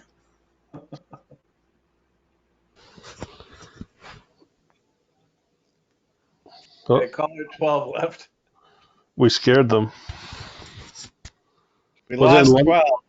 Was it in Londonderry? It wasn't in Londonderry where they had people jump in on their Yes. Zoom meeting and start swearing. So So one of the controls I have, that I do have some controls here. So I do have the ability to automatically mute everybody in the conference or unmute everybody in the conference. So we lost him, I guess, huh? I guess. I just to go off subject a little bit, I did attend the Northfield Planning Board meeting the other day, and they had an engineer put their plans up on the screen, and it was nice that they were able to do that so everyone could see it.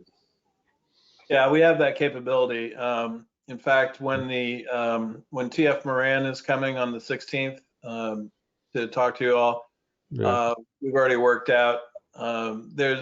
We can pass back and forth the screen sharing to different people. Yeah, they did that with Bernier, I believe was the engineer, and this way he was able to take it over and use some of the stuff that he had that hadn't been updated. There was like 250 pages of documents that they went through. They didn't make a decision, but it was interesting.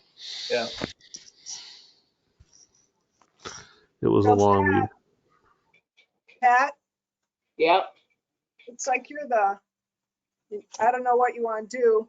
I tried to call John. I checked and I wasn't. I called 2 times. We'll try again. That's from John Scanlon. We'll leave a note for them. Sorry, guys, we were here. You were not. Have a nice night.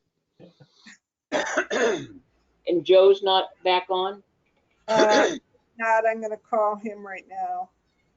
Just so you all know, I did send a TAN request for you guys to sign. I signed it. For 300,000. Signed it. And I'm getting a call from Joe. Okay. Hey, Joe.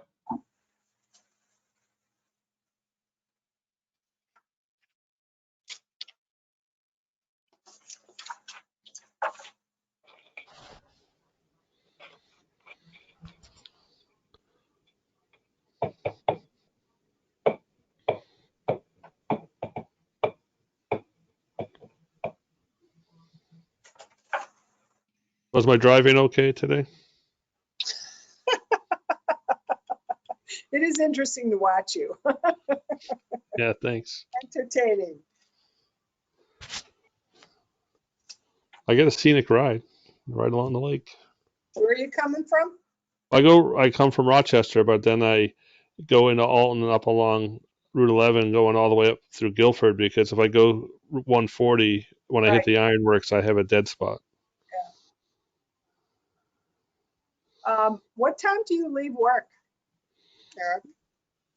Normally at 5, but once again, my responsibilities are changing next week, so I'll find out what's going on.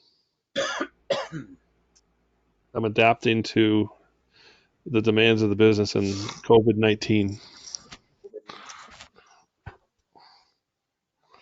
The owner's trying not to lay anyone off because of slow business, so he's repurposing people.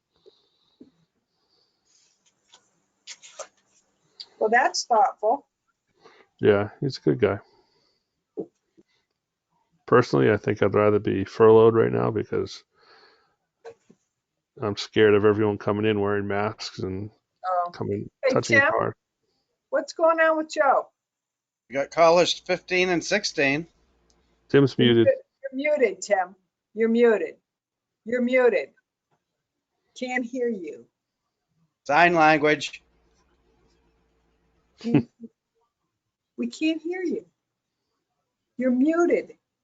I know I'm getting a lot of feedback here. Hang on 1 second. I'm out of the Does he tunnel. have the phone? You there? Joe? Hang on. So John me bring him in. Scanlon says he's there. Joe? He can hear. I But dropped not the call. call. Hold on. All you got to do when you call it back in, all you got to do is hit pound again when it asks you. If it says, if you don't have an audio pin, just hit pound. Can you unmute people, Tim? Okay. Tim, can you unmute people? Can you unmute? You'll be all set Hello? now. Can you hear me now? Yes. Hello? And John. Okay, thanks. John, we can hear you. Hey, I found the problem. It won't be an issue now. Caller 15, is that you, John? this is me right here, John. Were You you hear the me? problem, Tim? Yes. Yes. Tim, you were the problem. Oh, I see. Are we doing this just to adjourn? Yes. Oh my God. He'll be right there. I'm hungry. I want to eat my supper. Can you hear me? What's for supper, Pat? Yeah. Here comes Joe. Are we there? Are we there yet? Yes, we are, Joe. Yes, and Can Okay. anybody hear me? I'll take Hello? responsibility for I that. can hear you, John. I hear you, John. Okay. Joe, I make a Yes. motion to seal the minutes of the non-public as they pertain to personnel permanently. All right, is there a second? Ira, second. Constantino, yes. Okay, Peter. Yes. Jessamine, yes. Ira, yes. Eric? John? Scanlon, yes. Okay. Is there any other business to come before us this evening? Are we meeting next week? We are, tentatively. No, permanently. No, because you've got Honda coming. Yeah, Well, and- there you go. And hopefully we'll have the financing done. And I What just do we- point out, Okay. you do have a TAN document waiting for your signatures. Wait a minute, Eric- Okay. who's coming next And week? Eric, we need your signatures on those contracts. Yeah, I'm gonna swing over either tomorrow before work or in a few Okay. minutes. Oh, Honda, okay. Gotcha. Okay. Is there All right. any other business to come before us this evening? Motion Hearing none. Motion to adjourn. motion to adjourn, yes. Second. Second. Second, guys. everybody. Roll call vote. Constantino, Pat. yes. Peter, Yes. Jessamine, yes. Eric, Ira, yes. John, Scanlon, yes. we stand Yes. adjourned. Stay safe, Okay, everyone. thank you all very much. Thanks. Bye. Okay. Thanks. Good night. Bye.